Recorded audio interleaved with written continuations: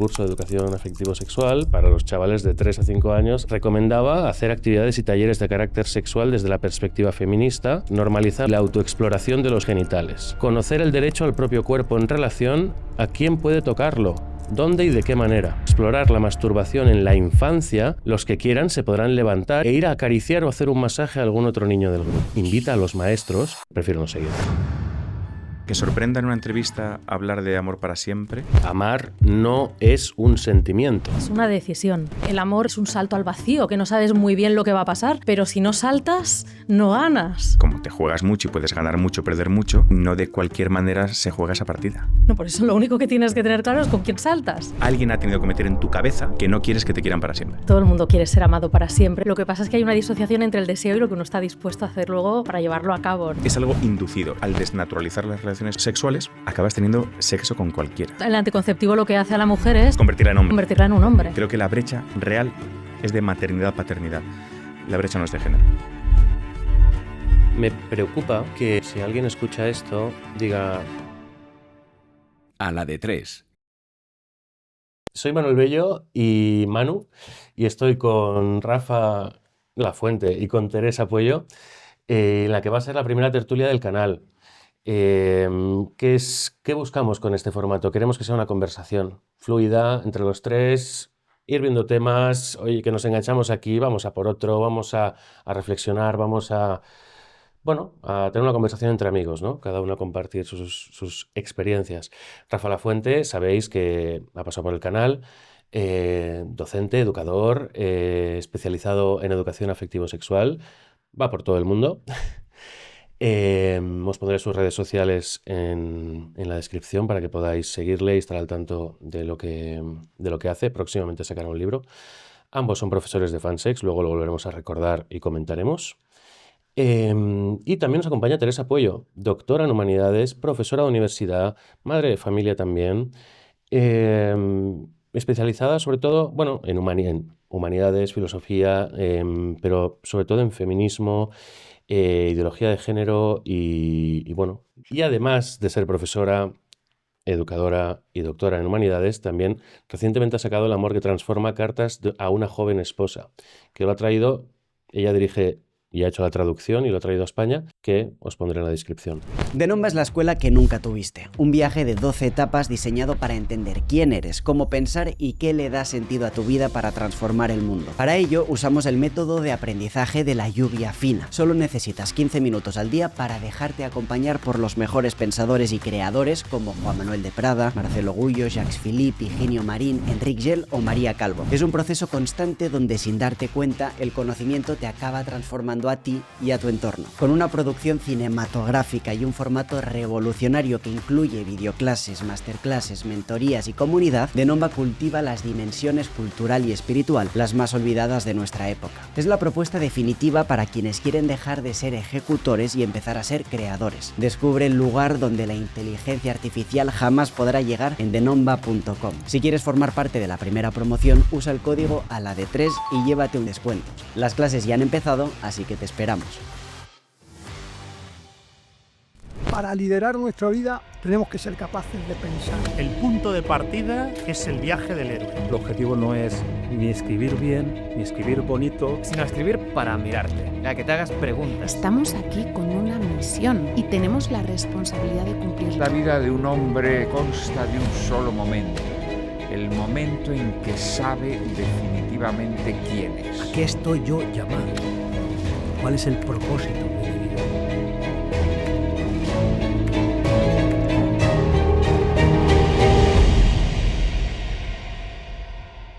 Pues Luis y Pablo, no os preocupéis, siguen vivos. Luis va a seguir con las entrevistas. Todo sigue igual a la de 3. Yo soy el tercero, el escondido, el que está detrás de las redes, el que está detrás de las pantallas, el que lee todos vuestros comentarios, los buenos y los malos.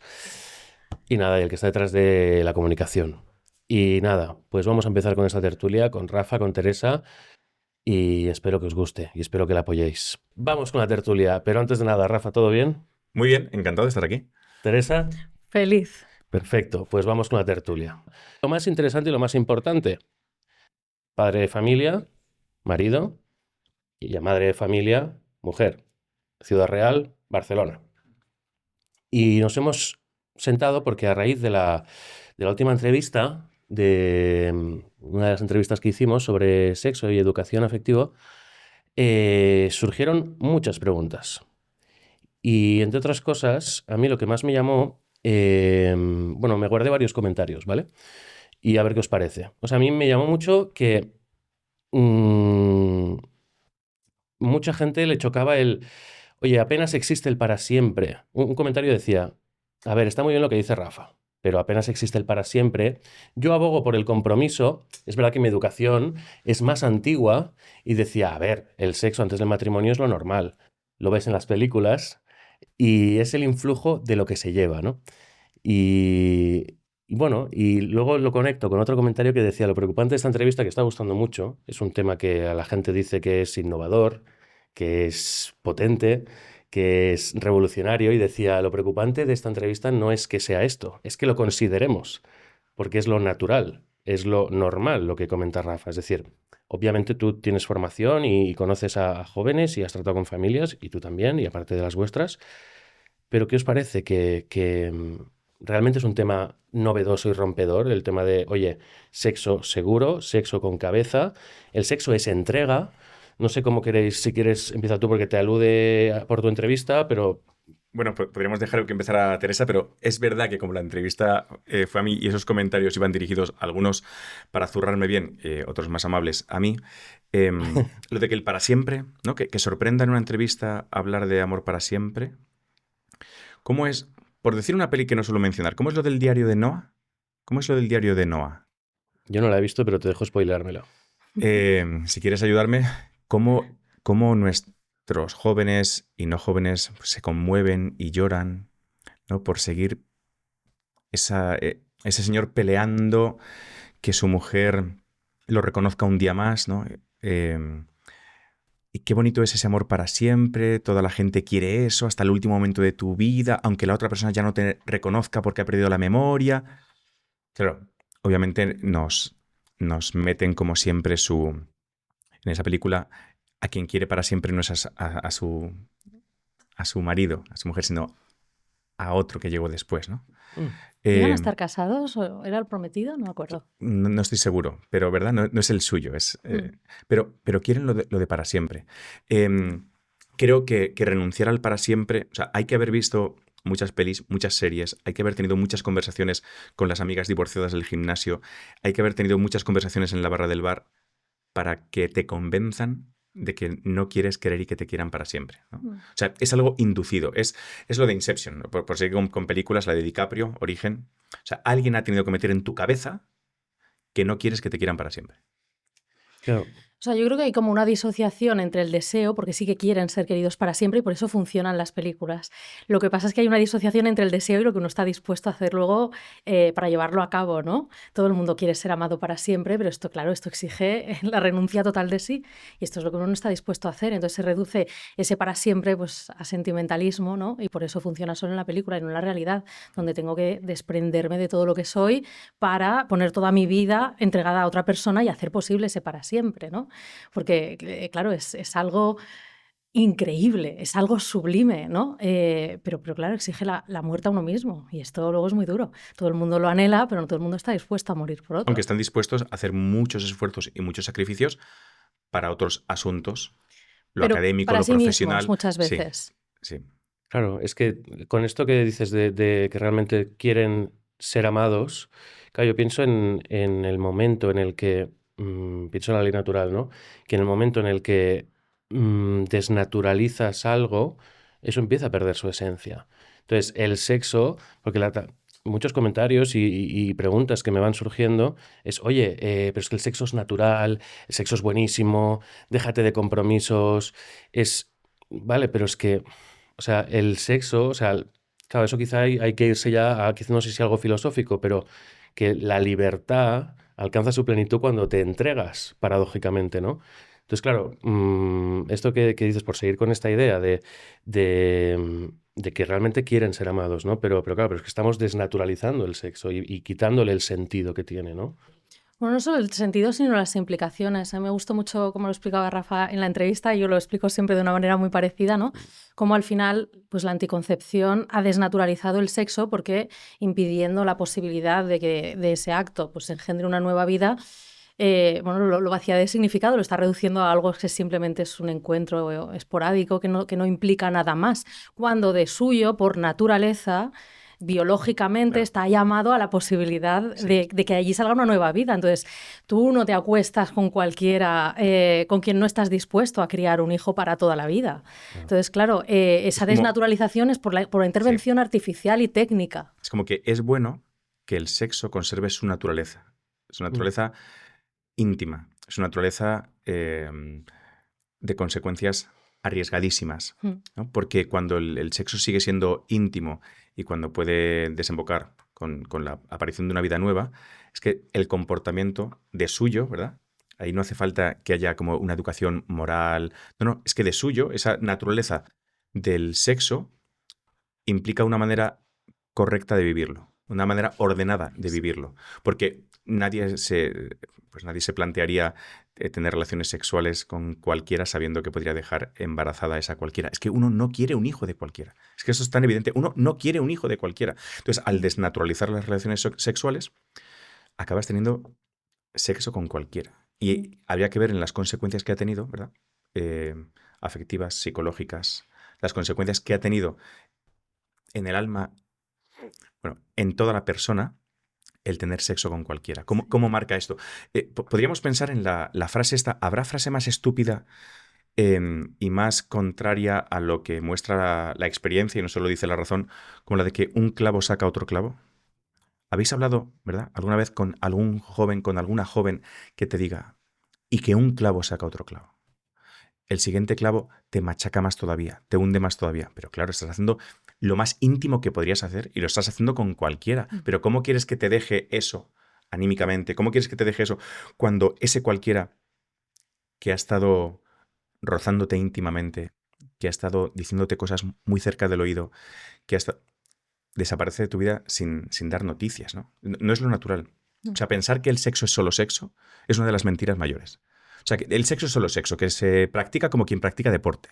Eso es mentira. Claro. Porque un acto tan íntimo y que puede tener consecuencias tan serias no puede quedarse ahí. Por eso el sexo sin significado no tiene sentido. Y cuando lo practicas, si se puede llamar así, sin significado, pues luego se te pasa un recibo, ¿no? Se te pasa una factura a nivel, pues, herida afectiva, herida en el corazón, de la que cuesta recuperarse. Es que a mí me preocupa que si alguien escucha esto diga, no, es que es ideología. Claro, yo pensaba, bueno, es ideología, o sea, ¿cómo? Es ideología y por tanto no lo escucho. O sea, es como, o no, estos son católicos o son protestantes o yo qué sé, o para ellos pues su Dios es lo que sea, ¿no? El sol. A todos o sea, digo, creo que eso no es un argumento a lo que estás diciendo por vuestra experiencia con hijos, con adolescentes. Es que esto es curioso, ¿no? Que cuando hablamos de estos asuntos se nos echa en cara que es que partimos de presupuestos religiosos. ¿Habrá algo más evidente y más natural que lo que estamos diciendo acerca de las relaciones sexuales? Es decir, que las relaciones sexuales son complejas y que pueden tener consecuencias muy serias. Vamos, no hace falta tener un doctorado para verlo. Y por eso, pues durante muchísimo tiempo, como el sexo, pues de suyo, ¿no? Naturalmente tiene esas implicaciones, el sexo tenía una conducta, digamos, exitosa, que era la que se promovía con normas morales, ¿no? La sociedad, la religión, al sexo le ponían normas. Oye, mira, es que el sexo, que es intimar del todo con alguien o es tener un hijo con alguien, o sea, eso no se puede hacer de cualquier manera. Claro. Entonces, lo sexual estaba arreglado.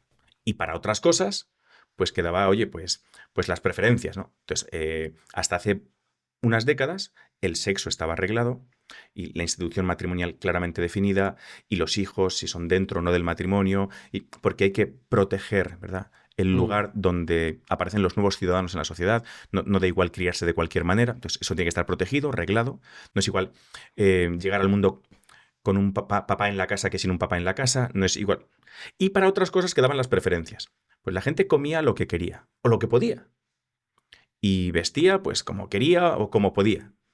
Y nos encontramos en el siglo XXI que en el sexo lo que hay son preferencias. Cada uno hace lo que quiere y lo que puede. Pero como, oye, nos gusta que nos pongan normas, toda esta gente que dice que es que las normas vienen por una religión, tal, pues resulta que ahora tenemos normas en qué comer. Y la gente cuenta calorías. Tenemos una serie bueno, madre mía, qué regímenes, ¿no? Y que en cuanto a la nutrición, entonces, ahí hay muchísimas normas. Y en el terreno sexual, pues todo es un asunto de preferencias. Haz lo que tú creas. Pues mira, en lo que comas o no comas, no va a haber consecuencias tan serias como en el tipo de relaciones sexuales que estés teniendo. Claro, y yo ahí me pregunto, ¿ideología? Vale, pero entonces, ¿qué hay más ideológico que decir, oye, el ser humano nace asexual? Y es la sociedad la que le va determinando, o le va, como no sé cómo era la palabra, ¿no? Que le va castigando, le va como pudriendo, le va destrozando y le determina a la sociedad que es hombre o mujer. Y dices, o sea, ¿qué hay más ideológico que creer que el sexo, ya no hablo del sexo como término, sino como el sexo masculino y el sexo femenino, hablo de los atributos sexuales, o sea, eso te define, ¿no? Como femenino y masculino, o sea, no puedes decir, no, es que como este cree en Dios, no es autoridad lo que dice. Ya, pues que tú que crees en la ciencia no tiene ninguna base científica, que nacemos siendo asexuales y que la feminidad y la masculinidad es un absurdo y que no tiene nada que ver ni en el matrimonio, ni en el amor, ¿no? Y yo creo que eso tiene mucho de ideológico realmente y no tiene base científica. Yo creo que tú en esto estás especializada. Sí, o sea, desde luego, o sea, para empezar, hay una confusión fundamental con el concepto de ideología, ¿no? Que se llama ideología a cualquier sistema de pensamiento con el que uno no está de acuerdo, ¿no? Y esto no es así. O sea, ideología, por definición, que es un concepto que se inventaron los marxistas, es una teoría, un sistema cerrado de pensamiento que no tiene relación con la realidad, ¿no? Por eso decía Marx, ¿no? El capitalismo es una ideología porque no responde a la realidad de los obreros, ¿no? Entonces, es muy curioso después que algo tan arraigado en la realidad como la sexualidad humana, que no puede ser más real, más tangible, es materia pura, pues que leer esa materia se le llame ideología, y leer esa materia y las consecuencias y las implicaciones que tiene, ¿no? Con lo cual, es muy curioso que desde pues esos ámbitos en los que se dice que la sexualidad puede ser cualquier cosa, de nuevo, ¿no? Como un sistema de pensamiento flotante, desarraigado de lo real, de lo tangible, que le llamen ideología a lo contrario, ¿no? Cuando muy bien se podría decir que precisamente es ideológica, ¿no? Todas estas teorías sexuales que pretenden que la sexualidad sea cualquier cosa que el deseo quiera, ¿no? Y sin conexión ninguna pues con lo obvio, con lo evidente, ¿no? Y es pues que el hombre y la mujer son diferentes genitalmente y esto tiene una implicación en la vida de las personas y en sus comportamientos, ¿no? De hecho, que estos asuntos son verdaderamente ideológicos se puede mostrar por el hecho de que ha habido que meterlos con calzador, repetir muchísimas veces ciertos mensajes, que aparecieran en televisión ciertos tipos de personajes, y una vez, y otra vez, y otra vez, porque como no es lo natural, como no es lo que alguien, pues con el uso de la razón y la experiencia, no, pues ha habido que meterlo con calzador. Y no solamente se muestra en que ha habido que meterlo con calzador, sino que no se quieren ver las consecuencias de determinadas maneras de vida. Porque si tiráramos de estadística, ¿no? y de grados, vamos a decir, de felicidad, según qué camino escojas, se vería como muy claro que hay caminos exitosos, que hay caminos que son más seguros. Y ahí, más que cuando hablan mal de la religión, es que la religión o la tradición simplemente es una información privilegiada y muy barata para saber qué caminos son exitosos, para saber qué baldosas son seguras de pisar y cuáles no. Entonces, si no, tendríamos que estar continuamente viviendo 1000 vidas para saber qué experiencias salen bien, qué experiencias salen mal. No, tienes la tradición. Entonces hay gente que te dice que, mira, que andar mirando a mujeres que no son la tuya puede ser un poquito una cuestión peliaguda, porque después de mirarlas mucho, te pueden gustar, puedes ir a por ellas, puedes abandonar a tu familia para irte a por esa mujer que te gusta y generas un caos en tu familia de origen, ¿verdad? En tus hijos, en quizás la familia que esa mujer tenía formada y que también has roto. Entonces, como el mirar a una mujer que no es la tuya, pues acaba pudiendo degenerar en un caos, pues oye, con una cierta información privilegiada, te puede decir una religión, que solamente por vieja puedes saber mucho. Oye, pues no codiciarás a la mujer de tu prójimo. Pero igual que sabes que, bueno, que cuando vas a robar a una tienda y el dueño de la tienda pues te puede soltar un bofetón, pero tú tienes 5 primos, llamas a tus 5 primos que luego van a matar al dueño de la tienda y dices, "Buah, qué complejo es esto de robar, trae unas consecuencias, no robarás". Quiero decir que cuando nos achacan como un ataque a la religión el partir de presupuestos, mira, la información a veces simplemente nos da información privilegiada. Y que por negar esa información privilegiada decides, no, mira, yo quiero vivir como me dé la gana. Muy bien, pues vive como te dé la gana y luego pues las consecuencias quizás las pagas también tú. Entonces, nunca ha habido sociedades tan descreídas como ahora y nunca se han tomado tantos antidepresivos y ansiolíticos como ahora. La gente está experimentando maneras de vivir que no salen bien, porque están quizás renunciando a esa información privilegiada.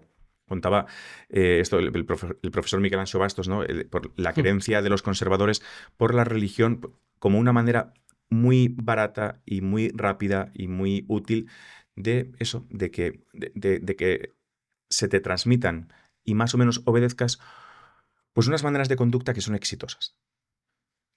Bueno, y que al final sería como, o sea, quizá la comparación es un poco burda, pero quizá sería como enfadarse con el que ha diseñado el coche porque yo quiero ir marcha atrás a 120 kilómetros por hora y se rompe. O sea, es decir, no sé, a veces o sea, el cristianismo al final estamos muy acostumbrados a la dignidad humana, a la igualdad, ahora hay que defender la igualdad, al perdón y la caridad, y la belleza del arte y la literatura, pero eso lo trae el cristianismo. Y punto. Con ese ejemplo que decías de marcha atrás, se podría hablar, fíjate, en todo el asunto de las infecciones de transmisión sexual, ¿no? Como no todas las conductas tienen las mismas consecuencias. Entonces, que ahora incluso se hagan alegatos, ¿no? Y como se vea como de valientes decir ¿qué es de valientes? Decir, he tenido conductas irresponsables que desembocan en infecciones. Eso es de valientes. A lo mejor lo que es valiente es saber obedecer a una tradición, a una religión que te dice, cuidado con las conductas irresponsables porque tienen consecuencias serias. Entonces, pero la tradición está como una de más de información, ¿no? Que nos alisa el camino, pero al final es lo que decía la lectura de la naturaleza, ¿no? Del manual de instrucciones del coche que te dice, pues no puedes poner esta marcha atrás, ¿no? No puedo usar este vaso de cristal para jugar a baloncesto, porque me lo voy a cargar, ¿no? Y claro, no son solo porque aunque pudiéramos, por ejemplo, técnicamente evitar todo tipo de infecciones, eso no quiere decir que el vaso no se vaya a romper igualmente. A lo mejor conseguimos evitar las infecciones o los daños físicos, ¿no? Pero claro, hay unos daños en el corazón. Entonces es muy triste como yo creo que se ha perdido la integración, esta idea, ¿no? de integración entre el cuerpo y el alma, entre el cuerpo y el corazón de la gente. Y en realidad estamos muy bien hechos, ¿no? El cuerpo no nos limita, sino que nos indica también el camino del corazón, ¿no? De la felicidad del corazón. Aquellas posibilidades o aquellas consecuencias de los comportamientos físicos tienen también, ¿no? esta consecuencia en la felicidad más espiritual, ¿no? Entonces, aunque consiguiéramos prevenir los daños del cuerpo, siempre va a haber una unión, ¿no? entre todo lo físico y lo espiritual. Entonces, esos daños del corazón son mucho más profundos y más difíciles de arreglar, muy curioso de prevenir. Que la gente pudiera desligar con tanta facilidad este asunto, ¿no? Y lo que decía antes del sexo como solo sexo, pero ¿a quién se le ha ocurrido que el acto corporal más íntimo no iba a tener consecuencias para toda la persona, para su alma, ¿no? Bueno, es gente que ha perdido el sentido de trascendencia, que realmente no cree que seamos más que un cuerpo, que materia, ¿no? Que de alguna manera por eso se entiende, ¿no? Toda esta pérdida del sentido de la dignidad de la persona, solo somos como un animal más, ¿no? Como un solo puro cuerpo. Solo materia, pero cada vez desarrollándose más la psicología, la psiquiatría, ¿no? La salud mental. Sí, pero muchas veces también ligado al cuerpo, Sí, simplemente, a como procesos cosas químicas, neuronales y cosas que se pueden explicar científicamente sin que haya posibilidad de misterio ni de trascendencia ninguna. Claro, pero se acude a eso cuando interesa, porque honestamente, y quizá enfada a la gente, pero todo científico, todo riguroso, pero es que ahora es que no tengo ningún sexo, ningún género y porque deseo este cambio o porque siento esto, es la verdad. Y mi verdad es la verdad de todos. Y dices, ¿pero dónde queda esa ciencia y ese...? ¿No? Sí, Porque... esto es como la vieja frase esta, ¿no? De no existe la verdad y esto que te estoy diciendo es verdad. Claro. Es que una doctora precisamente en el vídeo comentaba, que explicaba que yo entiendo que debe ser ginecóloga o médica o doctora de familia, porque hablaba de madres que vienen con sus hijas. Y decía que cada vez más están yendo madres con hijas pequeñas que, por favor, ya dale anticonceptivos, porque ya se sabe que el mundo, 14 años, ya se sabe que el mundo y es mejor que vaya preparada. Y decía, añadía la doctora en el comentario, decía, lo que me preocupa es que ya no el mal del aumento, que hay un aumento muy grande, efectivamente, de las ETS que decía, sino el mal moral y espiritual y lo que les está afectando. Pero a mí lo primero, el mal moral que les está generando, el malestar consigo mismas, y dices, bueno, o sea, nos preocupa mucho la salud mental, pero estamos haciendo todo lo posible por cargárnosla. Pero qué curioso, o sea, también esas madres cuántas pelis han tenido que ver, cuántas conversaciones han tenido que tener para convencerse a sí mismas de que no les importa que su hija se acueste con cualquiera. Claro. ¿No? O sea, ¿eso es natural? ¿Es razonable? Que una madre dando pronto y como única educación afectivo-sexual anticonceptivos a su hija, lo que le esté diciendo es, hija mía, toma esto y así te puedes acostar con cualquiera. O sea, ¿desde cuándo hemos normalizado esa educación? ¿Tiene algún sentido? Que una madre, ¿cuánto quiere una madre a su hija? ¿Cuánto le importa una madre a su hija? Que no le importa verla en brazos de cualquiera. Cualquiera la puede tocar. A mi hija cualquiera la puede besar. Entonces, es un cambio tan radical que solo puede haber sido inducido, ¿no? Porque es una ruptura, bueno, estamos en época de eso, viviendo la revolución sexual, es una ruptura completa, ¿no? Bueno, al final es lo que tú decías antes, ¿no? O sea, aunque hay un dato natural, hay un dato biológico en la realidad humana, la cultura siempre lo explica y lo codifica, ¿no? Entonces hemos sufrido pues, un cambio en esta codificación, ¿no? O sea, yo creo que realmente habrá muchas madres a las que esto no les importe y que lo vean bien y que lo vean normal y bueno y que incluso lo promuevan, ¿no? Pero porque de alguna manera esa naturaleza ha sido como sobreescrita, ¿no? Sobrepasada o arrollada directamente, ¿no? por esta nueva ideología, ¿no? del libertinaje. Bueno, y que consiste sobre todo en desnaturalizar a la mujer, porque decíamos de desnaturalizar el sexo, ¿no? Que se le había quitado su naturaleza, pero el paso siguiente es desnaturalizar a la mujer. Al desnaturalizar las relaciones sexuales, a quien se cambia es a la mujer. Porque el hombre puede seguir siendo irresponsable, puede seguir tirándole a todo lo que se mueva. La mujer es la que ha podido cambiar de conducta sexual a raíz de la revolución sexual, a raíz de los anticonceptivos. Pero no para adquirir una conducta sexual, digamos, femenina, sino simplemente para poder comportarse sexualmente como un hombre. Entonces, sí, habría que ver... El anticonceptivo lo que hace a la mujer es convertirla en un hombre. Y de hecho esto se ve socialmente, laboralmente, políticamente. Es decir, sería feminismo, sería igualdad tratar a lo diferente como diferente. Entonces, la realidad es que yo no me puedo quedar embarazado. Y que los puntos de las cesáreas a mí me han tirado un poquito menos que a mi mujer. Y que yo no puedo amamantar a mis hijos. Entonces, puestos a aquella discriminación positiva, aunque no me gusta el término, puestos a tratar diferente, tratemos diferente a quien verdaderamente es diferente. Y quien verdaderamente es diferente es la mujer que puede ser madre. Entonces, recuerdo en conversaciones con Benigno Blanco, al que muchos conocen, cómo, habiéndose reunido con ministros de Hacienda de distinto signo político en distintos gobiernos, decía, oye, la mujer puede ser madre, esto es pieza clave en toda su vida y por lo tanto, oye, para fomentar esa libertad, no queremos libertad, pero libertad de mujer, pues quizás tiene que poder elegir entre estar con sus hijos en casa, educándolos, criándolos, o no, y estar trabajando para los demás. Y entonces, pues él proponía que una mujer que está en casa cuidando de sus hijos, pues cotice a la Seguridad Social. O que cuando después de criar a sus hijos se vaya a reincorporar al mercado laboral, pues tengan ventajas fiscales las empresas que contratan a mujeres que son madre. Porque eso sí que sería tratar a lo diferente como diferente y tratar a la mujer respetando sus especificidades de mujer. Aquello que yo no puedo hacer. Y entonces, no, a la mujer con la anticoncepción lo que se le ha permitido es incorporarse también al mercado laboral como hombre. Es decir, mira, yo te necesito en la empresa como a un hombre. Yo te tengo que poder explotar hasta altas horas de la noche. Yo tengo que poder deslocalizarte. Y es que si tienes hijos y te quedas embarazada, pues por lo que sea, también por algo de la ciencia o de la química o de las neuronas, vas a querer estar con tu hijo. Y eso nos perjudica. Y entonces yo te doy derecho a acceder al mercado laboral en condiciones de hombre. Y entonces, pues fíjate, antes en las casas faltaba el papá y ahora en las casas falta el papá y la mamá. Cuando O sea, esto es como un todo, ¿no? Un todo en el que pues antes una familia podía vivir con un sueldo, ahora no. Y entonces pues tenemos los dos el derecho a, entenderme, a ser explotados fuera de casa. Nadie tiene la posibilidad de estar en casa. Estamos destruyendo la familia. Porque para destruir a la familia había que destruir a la mujer. Y para destruir a la mujer había que cambiar el código natural de las relaciones sexuales. Entonces, si alguien quería destruir a la familia, desde luego hizo muy bien las cosas. Entonces, primero cambiamos la naturaleza de las relaciones sexuales, que cambiarán el comportamiento sexual, y no solo sexual, sino social, laboral, etcétera, de la mujer. Y entonces, pues lo que tenemos es niños que no tienen papá y mamá en la casa o que no tienen papá y mamá. Y bueno, habría que ver si este modelo ha traído más satisfacción, si ha traído más libertad a las mujeres. Tengo una amiga que es magistrada y lo que me dice es que las que pueden elegir son las ricas. Y que las que pueden elegir, que son las ricas, suelen elegir pasar más tiempo con sus hijos.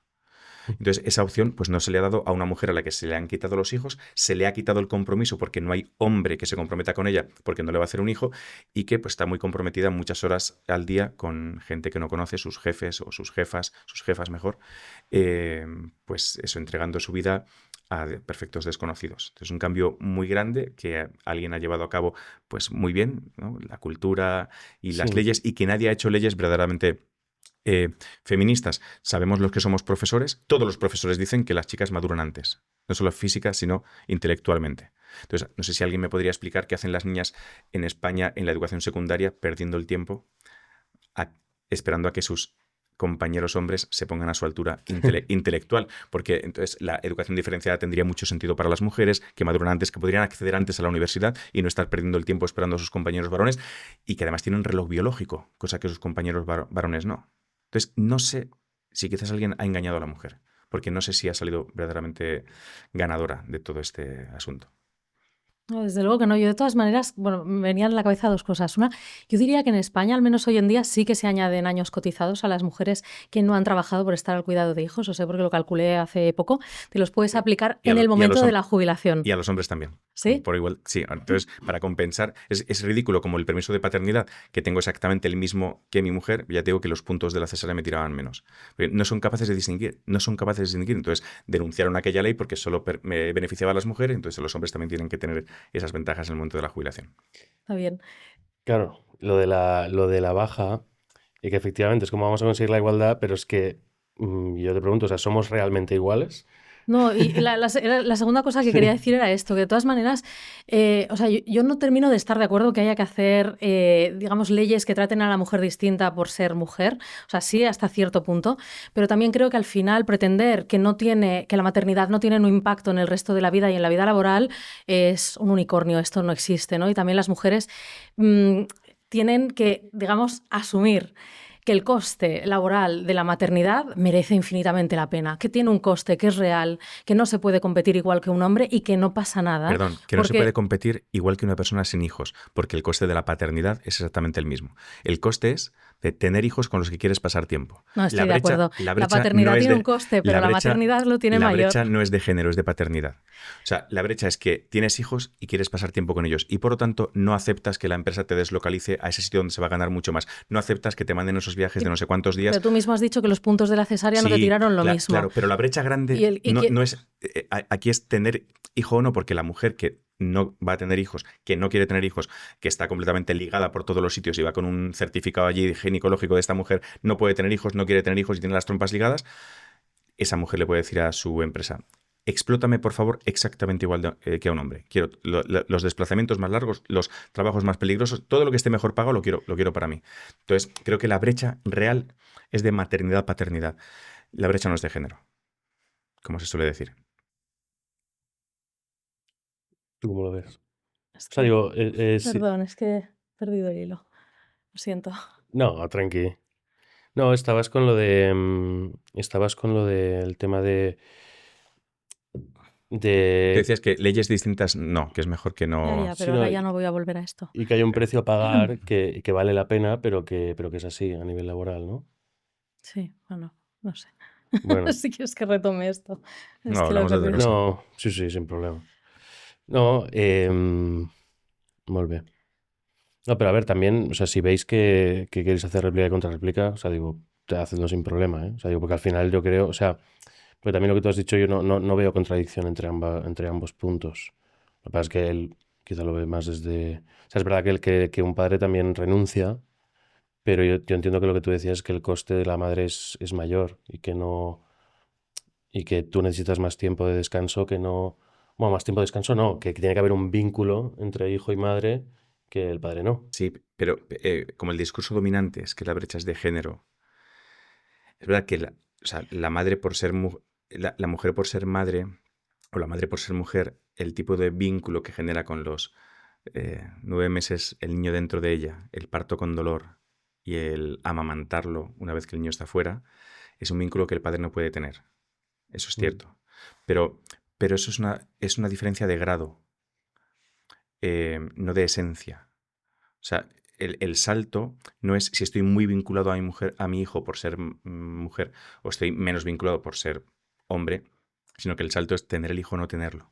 O sea, desde luego hay un salto entre tener hijo y no tenerlo, pero la maternidad y la paternidad son fundamentalmente distintas. El padre puede ser padre y ni siquiera saberlo. Eso es verdad. La madre es transformada por completo y para siempre, pero Sí. es que esto está estudiado Sí, que sí. hasta biológicamente, ¿no? Quedan células del hijo que han pasado a través de la placenta y que quedan durante décadas en el cuerpo de la madre, ¿no? Entonces, obviamente, la madre es físicamente transformada por la maternidad de una manera que el padre no puede y esto afecta a su vida laboral. No se puede trabajar en el embarazo, que no es una enfermedad, pero tampoco se puede trabajar de la misma manera y Claro. la mayoría de las mujeres esto lo experimentan a nivel de malestar, de náuseas, de sueño. No se puede trabajar de la misma manera. Claro que no es una diferencia de género, pero sí que creo que hay Sí. una diferencia entre madre y padre, Eso ¿no? que dices- Y luego en los primeros años de la crianza, que es cuando es más demandante el niño, es precisamente cuando la madre también de manera natural está más implicada en la crianza. Yo creo que el padre tiene un papel muy importante, pero quizá más adelante, hacia la adolescencia, ¿no? Hacia el momento en el que el niño pues, se enfrenta a este mundo exterior, ¿no? Fuera del hogar. Pero claro, en los primeros años son muy demandantes y son más maternales, ¿no? Y esto, entre comillas, porque no me gusta, impide a la mujer trabajar de la misma manera. Lo que yo quiero comunicar es que esto no es algo malo, esto es vivir esto como una carga o pretender buscar mecanismos para compensarlo como si fuera una pena que la mujer no pueda trabajar más, es no entender el valor inmenso, digamos, que tiene la maternidad y que tiene el nacimiento de un niño y su crianza, ¿no? En el orden humano, ya no hablemos en el orden sobrenatural, ¿no? Y también la importancia que tiene, ¿no? Pues para la vida de todo ese niño la presencia de su madre, ¿no? Entonces, si entendiéramos verdaderamente el valor que tiene ese dar a luz una vida y acompañarla en la crianza primera, ¿no? Pues realmente relativizaríamos muchísimo el no llegar a socio del despacho o a catedrático o a lo que toque, ¿no? Entonces, bueno, yo creo que el buscar estos mecanismos, claro que hay que proteger a la madre, ¿no? Pues para que no sea injustamente tratada, pero yo creo que también las mujeres tenemos que recalibrar la mirada y decir, bueno, ¿y si no llego a donde X, qué pasa? ¿Qué pasa? He hecho algo mucho más grande, pero ¿nos lo creemos de verdad? ¿O vamos a estar quejándonos y buscando, pidiendo ayuda para llegar a donde podríamos haber llegado si no hubiéramos sido madres? ¿Qué más da? ¿No? Yo creo que es que no tenemos la mirada como ordenada muchas veces y por eso pues buscamos, ¿no? La manera de que se nos compense. ¿Para qué? A las chicas se las ha educado en que sean exitosísimas fuera de casa, ¿verdad? Desde hace varias generaciones. Entonces le falta prestigio a la tarea de la maternidad, que es única y que es insustituible. Y yo, con las medidas esas de apoyo que yo comentaba, cuando has dicho a la hora de trabajar durante el embarazo, yo he pensado muchas veces, y seguro que tú también, que cuando una mujer embarazada ya se ve cansada, ¿vale? Ve que no puede trabajar bien y se está muriendo de sueño, va al médico a pedir la baja. ¿Y qué ocurre? Pues que el médico, si es de confianza así, pues le tiene que decir, mira, dime que te duele la espalda porque te va a dar la baja por lumbalgia. Pero no, ¿verdad? Sé que el embarazo no es una enfermedad, pero sí es una condición que podría llevar a, en este país en el que se dan bajas por cualquier tipo, salvo por estar embarazada. Entonces, hay países, de hecho, que tienen espalda, obligatoriamente unas semanas de baja antes de la fecha prevista de parto, porque ya se entiende que 4 o 3 semanas antes, 5 de un parto... que, aunque fuera desde la semana 1, tendría sentido. Bueno, habría que ver el caso pero concreto, sí, ¿no? Pero podría ser, aunque la mujer sí. lo... Sí. Sí. Estaba muy bien todo lo que estabais diciendo, hombre. Os he visto muy bien, ¿no? Porque se quería que pudieras expresar eso, porque sabía que ibas a dar esta idea y que él, evidentemente, también está de acuerdo. Y es verdad que es un amor, bueno, no sé, ¿en el amor que transforma hablas de esto? ¿O es más...? No, es más sobre el matrimonio. Vale. Como hay un niño. Ya. Vale, no, a ver, pues que no sé cómo saltar de tema. O sea, porque, claro, es que tampoco sé si nos compensa mucho ir más hacia...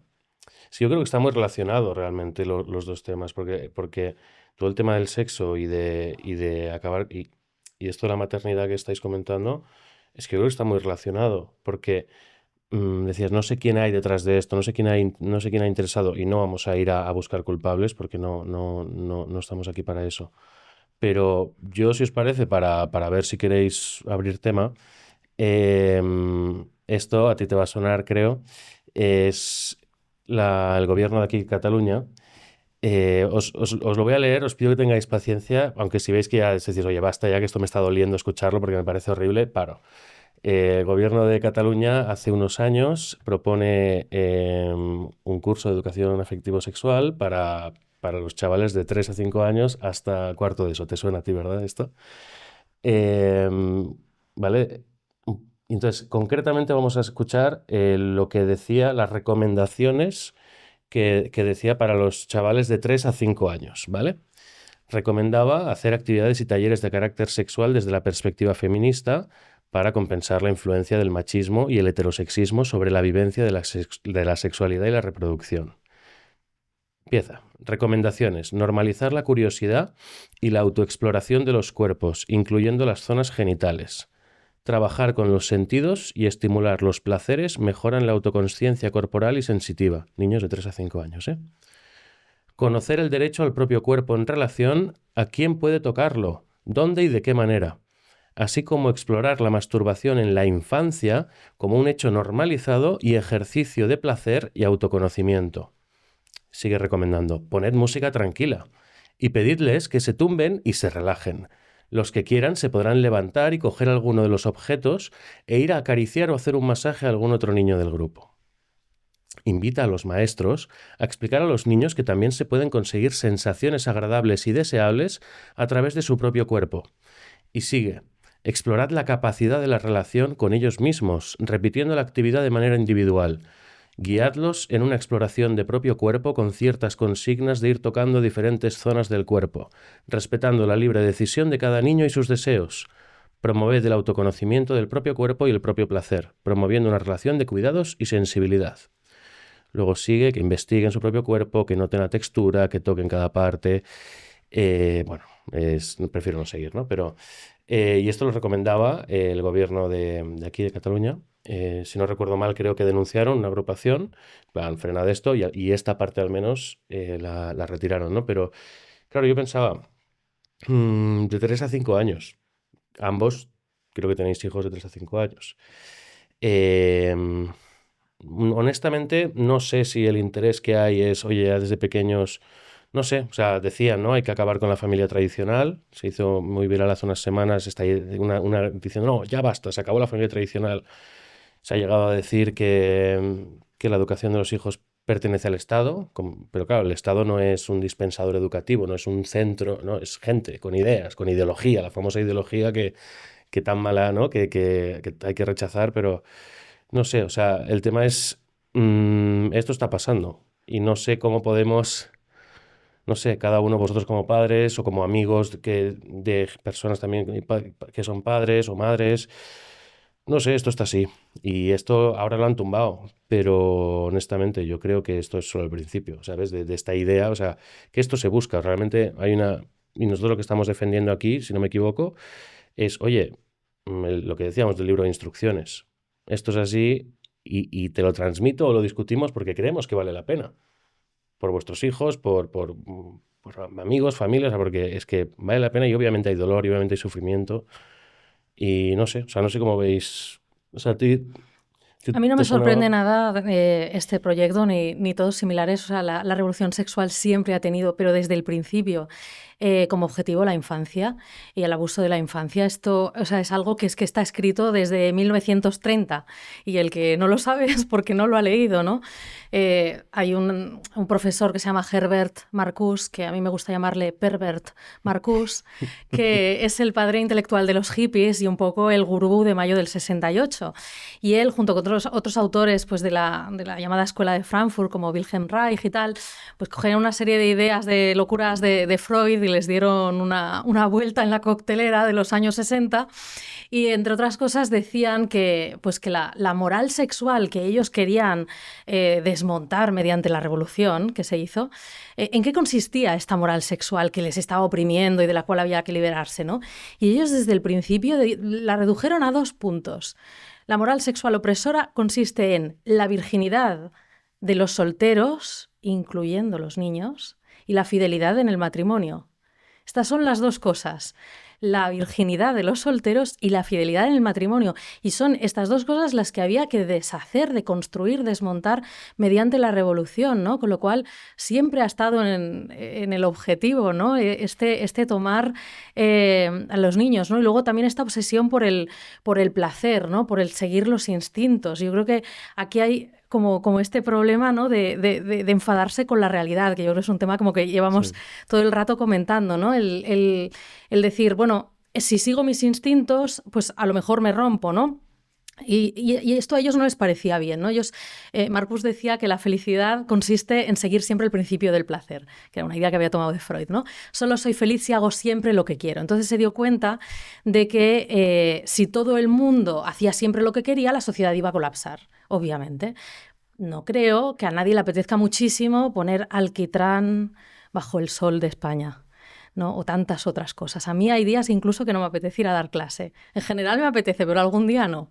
Entonces, él mismo decía, si todo el mundo viviera siempre según sus instintos, pues la civilización colapsaría. Pero él seguía convencido de que la felicidad del ser humano es hacer siempre lo que yo quiera. Entonces, dijo una cosa muy interesante que explica perfectamente el mundo en el que estamos. Dijo, la solución es que el Estado busque los medios técnicos para que podamos sobrevivir viviendo según nuestros instintos. Entonces, aquí aparece, a mí me parece muy gráfico, no sé si conocéis esta película de Pixar, Wall-E, ¿no? Sí. Que es la humanidad haciendo exactamente esto, viviendo según sus instintos, son como amebas, ya no valen para nada, y la técnica les permite seguir vivos, ¿no? Manteniendo un poco el orden. Y esto es lo que han hecho, ¿no? Al final, incluso, o sea, la anticoncepción y el aborto también, no dejan de ser técnicas que nos proporciona el Estado para podernos permitir vivir según nuestros instintos. Porque no somos capaces de decir que no, ¿verdad? Cuando no somos capaces de asumir la realidad, de decir, bueno, ya está, pues si sigo mis instintos y me acuesto con quien quiera, voy a tener hijos con quien quiera, ¿no? Entonces, bueno, a lo mejor tengo que asumir esta realidad y actuar en consecuencia, pero entonces tengo que reprimir mi instinto y esto no lo quiero. Asumir la realidad requiere una serie de virtudes, fortaleza, templanza, y por eso digo lo de la capacidad de decirse que no, que, oye, me distingue de un animal, porque yo puedo tener hambre y no abrir inmediatamente el frigorífico. Y puedo tener sueño, pero tener que corregir exámenes y quedarme unas horas más corrigiendo. Es que si cuando tengo hambre como, si cuando tengo sueño duermo y cuando estoy en celo copulo, pues soy una cebra, soy un colibrí, o sea, soy un animal, pero un ser humano no. Claro. Entonces, justamente esa técnica que te permite anticoncepción y aborto, comportamiento animal, y entonces nos alejamos del comportamiento humano. A mí me parece, cuando has dicho, fíjate, has dicho la virginidad y la fidelidad como 2 cosas que había que cargarse, ¿no? Todos los médicos que nos están escuchando saben que para erradicar en una sola generación las infecciones de transmisión sexual habría que seguir en el protocolo A, B, C de la OMS. Solo lo sigue Uganda, ningún país se atreve a seguirlo porque sería como de ser católicos o algo así.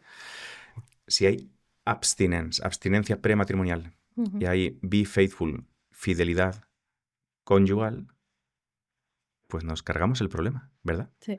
Pero no estamos dispuestos. Luego, con ese tipo de legislaciones o de intentos de leyes como la que nos has leído, a mí me parece que hay gente que ha sufrido mucho, que hay gente que ha tenido experiencias sexuales traumáticas en su infancia y en su adolescencia, vividas personalmente y también vistas en sus padres. Creo que hay gente que ha sufrido mucho y sufrir mucho pues te rompe, te desordena. Entonces, me parece poco prudente que personas rotas y desordenadas hagan las leyes, porque pueden estar, ¿verdad?, perpetuando un modelo. A mí me parece que en estas leyes hay algo de perversión de menores, ¿verdad? Y que no me atrevo a juzgar con dureza a las personas que promueven estas ideas, porque creo que con las ideas que promueven me están diciendo mucho de sus vidas. Desde luego, yo siempre digo que no es un argumento muy académico, pero yo que me dedico a estudiar al canon de autoras feministas, cuando vas más allá de sus textos y te informas por su vida, entiendes muchas cosas de las que dicen. Que sí. Lo que pasa es que también yo creo que les viene esta herencia de Freud de, al final, normalizar la enfermedad. El desorden. Claro, es decir, no, yo tengo a esta serie de personas con traumas que son reales, con problemas, con enfermedades mentales, con sufrimientos, con heridas, con X, con lo que sea, y que por eso, por cierto, van a un psiquiatra. Pero lo que no puedo hacer es de ahí deducir lo que es la normalidad del resto de la humanidad. Sí. Que es lo que hace Freud, y con ellos, pues todos los que le han seguido en la revolución sexual. Solo en lo sexual.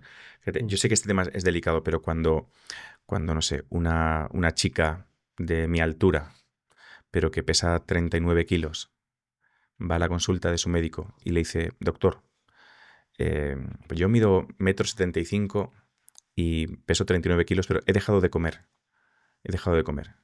Porque creo que estoy gorda. ¿Verdad que en ese asunto el médico no le da la razón? ¿A qué especialista la deriva? Al psiquiatra, ¿verdad? Porque dejar de comer con mi altura y pesando 39 kilos, podríamos decir que es una conducta desordenada. Podríamos estar de acuerdo en, por no emplear una palabra más gruesa, y que es desordenada la conducta de dejar de comer cuando pesas 39. Vale. Y entonces podríamos seguir preguntándonos, ¿las conductas desordenadas como esa ocurren porque sí? ¿Una niña deja de comer porque sí o tiene causas? Las conductas desordenadas podríamos convenir en que tienen causas, ¿sí? ¿Hay conductas desordenadas en lo sexual? Es decir, que esa misma niña llegue a su médico y le diga no que se ve mal de peso, sino que esa misma niña le diga a su médico con un peso adecuado o con el peso que le diga, es que creo que soy un chico. O que un chico le dijera, no sé, esto bastaría que un marciano viera cómo son los cuerpos del hombre y de la mujer para que vea quizás cuál es el comportamiento, voy a decir solo ordenado, pues del pene en una relación sexual y de la vagina en una relación sexual. El chico diga, es que a mí lo que me gusta es introducir el pene por el recto, o que podríamos decir que la percepción de la niña que se siente niño, que la conducta del chico, que podríamos decir que a ojos de aquel marciano, a ojos de cualquiera de nuestros antepasados, podría tener algo de desordenada, por no usar otra palabra, desordenada. Y entonces tengo que hacer la segunda pregunta. ¿Las conductas desordenadas tienen causas o son porque sí? Pero sabemos que no podemos tener esta conversación, porque sabemos que el propio médico, que es una persona muy formada, que ha estudiado muchísimo, el propio médico en ese caso va a ser el único caso en el que acepta el diagnóstico dado por el paciente. Correcto. El diagnóstico lo da el paciente y no derivará al psiquiatra, sino al endocrino y al cirujano plástico. ¿Me equivoco? Esto es cierto lo que he dicho. Ni siquiera se puede como hacer un diagnóstico diferencial para ver, oye, a lo mejor acepto que eres un hombre en el cuerpo de una mujer o un niño en el cuerpo de una niña, ¿no? Pero vamos a ver si además tienes otra cosa. Eso es. Vamos ni siquiera se puede responder a esta pregunta. Aún aceptando que sea posible que un niño esté en el cuerpo de una niña, sí, ni siquiera se puede ver si hay algo más. Lo razonable es buscar más causas, sabiendo que es un fenómeno muy complejo. Y lo que decías, las biografías de la gente. Todos conocemos las biografías de muchas personas. Y hay como ciertos patrones que se van dando, sí, ¿no? Y en esto que dices también, o sea, que es una cosa como tan irracional al final, ¿no? Que es el único ámbito de la medicina donde el autodiagnóstico es incuestionable, ¿no? Se ve también como una gran hipocresía, ¿no? del feminismo que ha hecho la revolución sexual, el cual se supone que todo el movimiento, toda la revolución sexual empezaba como esta gran queja de la sociedad nos está imponiendo tal manera de vivir la sexualidad, ¿no? La iglesia, la cultura tradicional, ¿no?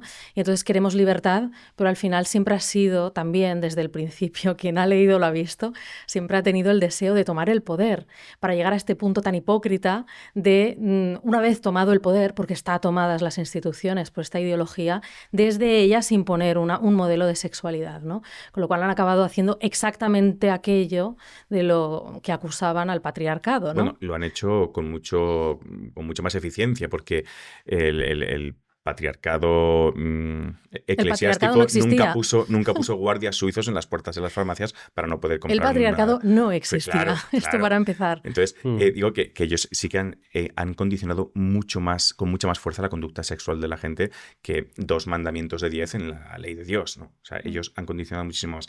Yo decía lo de las causas con temor y temblor, ¿no? Como lo he hecho, porque cuando leo esas leyes, es que yo pienso verdaderamente que detrás de leyes perversas, detrás de leyes desordenadas, pues hay personas que han sufrido cosas perversas y desordenadas y que están reproduciendo un modelo, quizás porque no pueden hacer otra cosa, y que en estas cuestiones que estamos hablando tan sensibles, tan delicadas, yo por un lado tengo clarísimo pues que no hago chistes y que no los permito en mi clase o en mi casa, pero que las causas, las heridas que puedan desembocar en algo tan desordenado no es como para promoverlo y desfilarlo en la Gran Vía de Madrid o sacar pecho de qué, ¿no? Es un poco como respirar por la herida.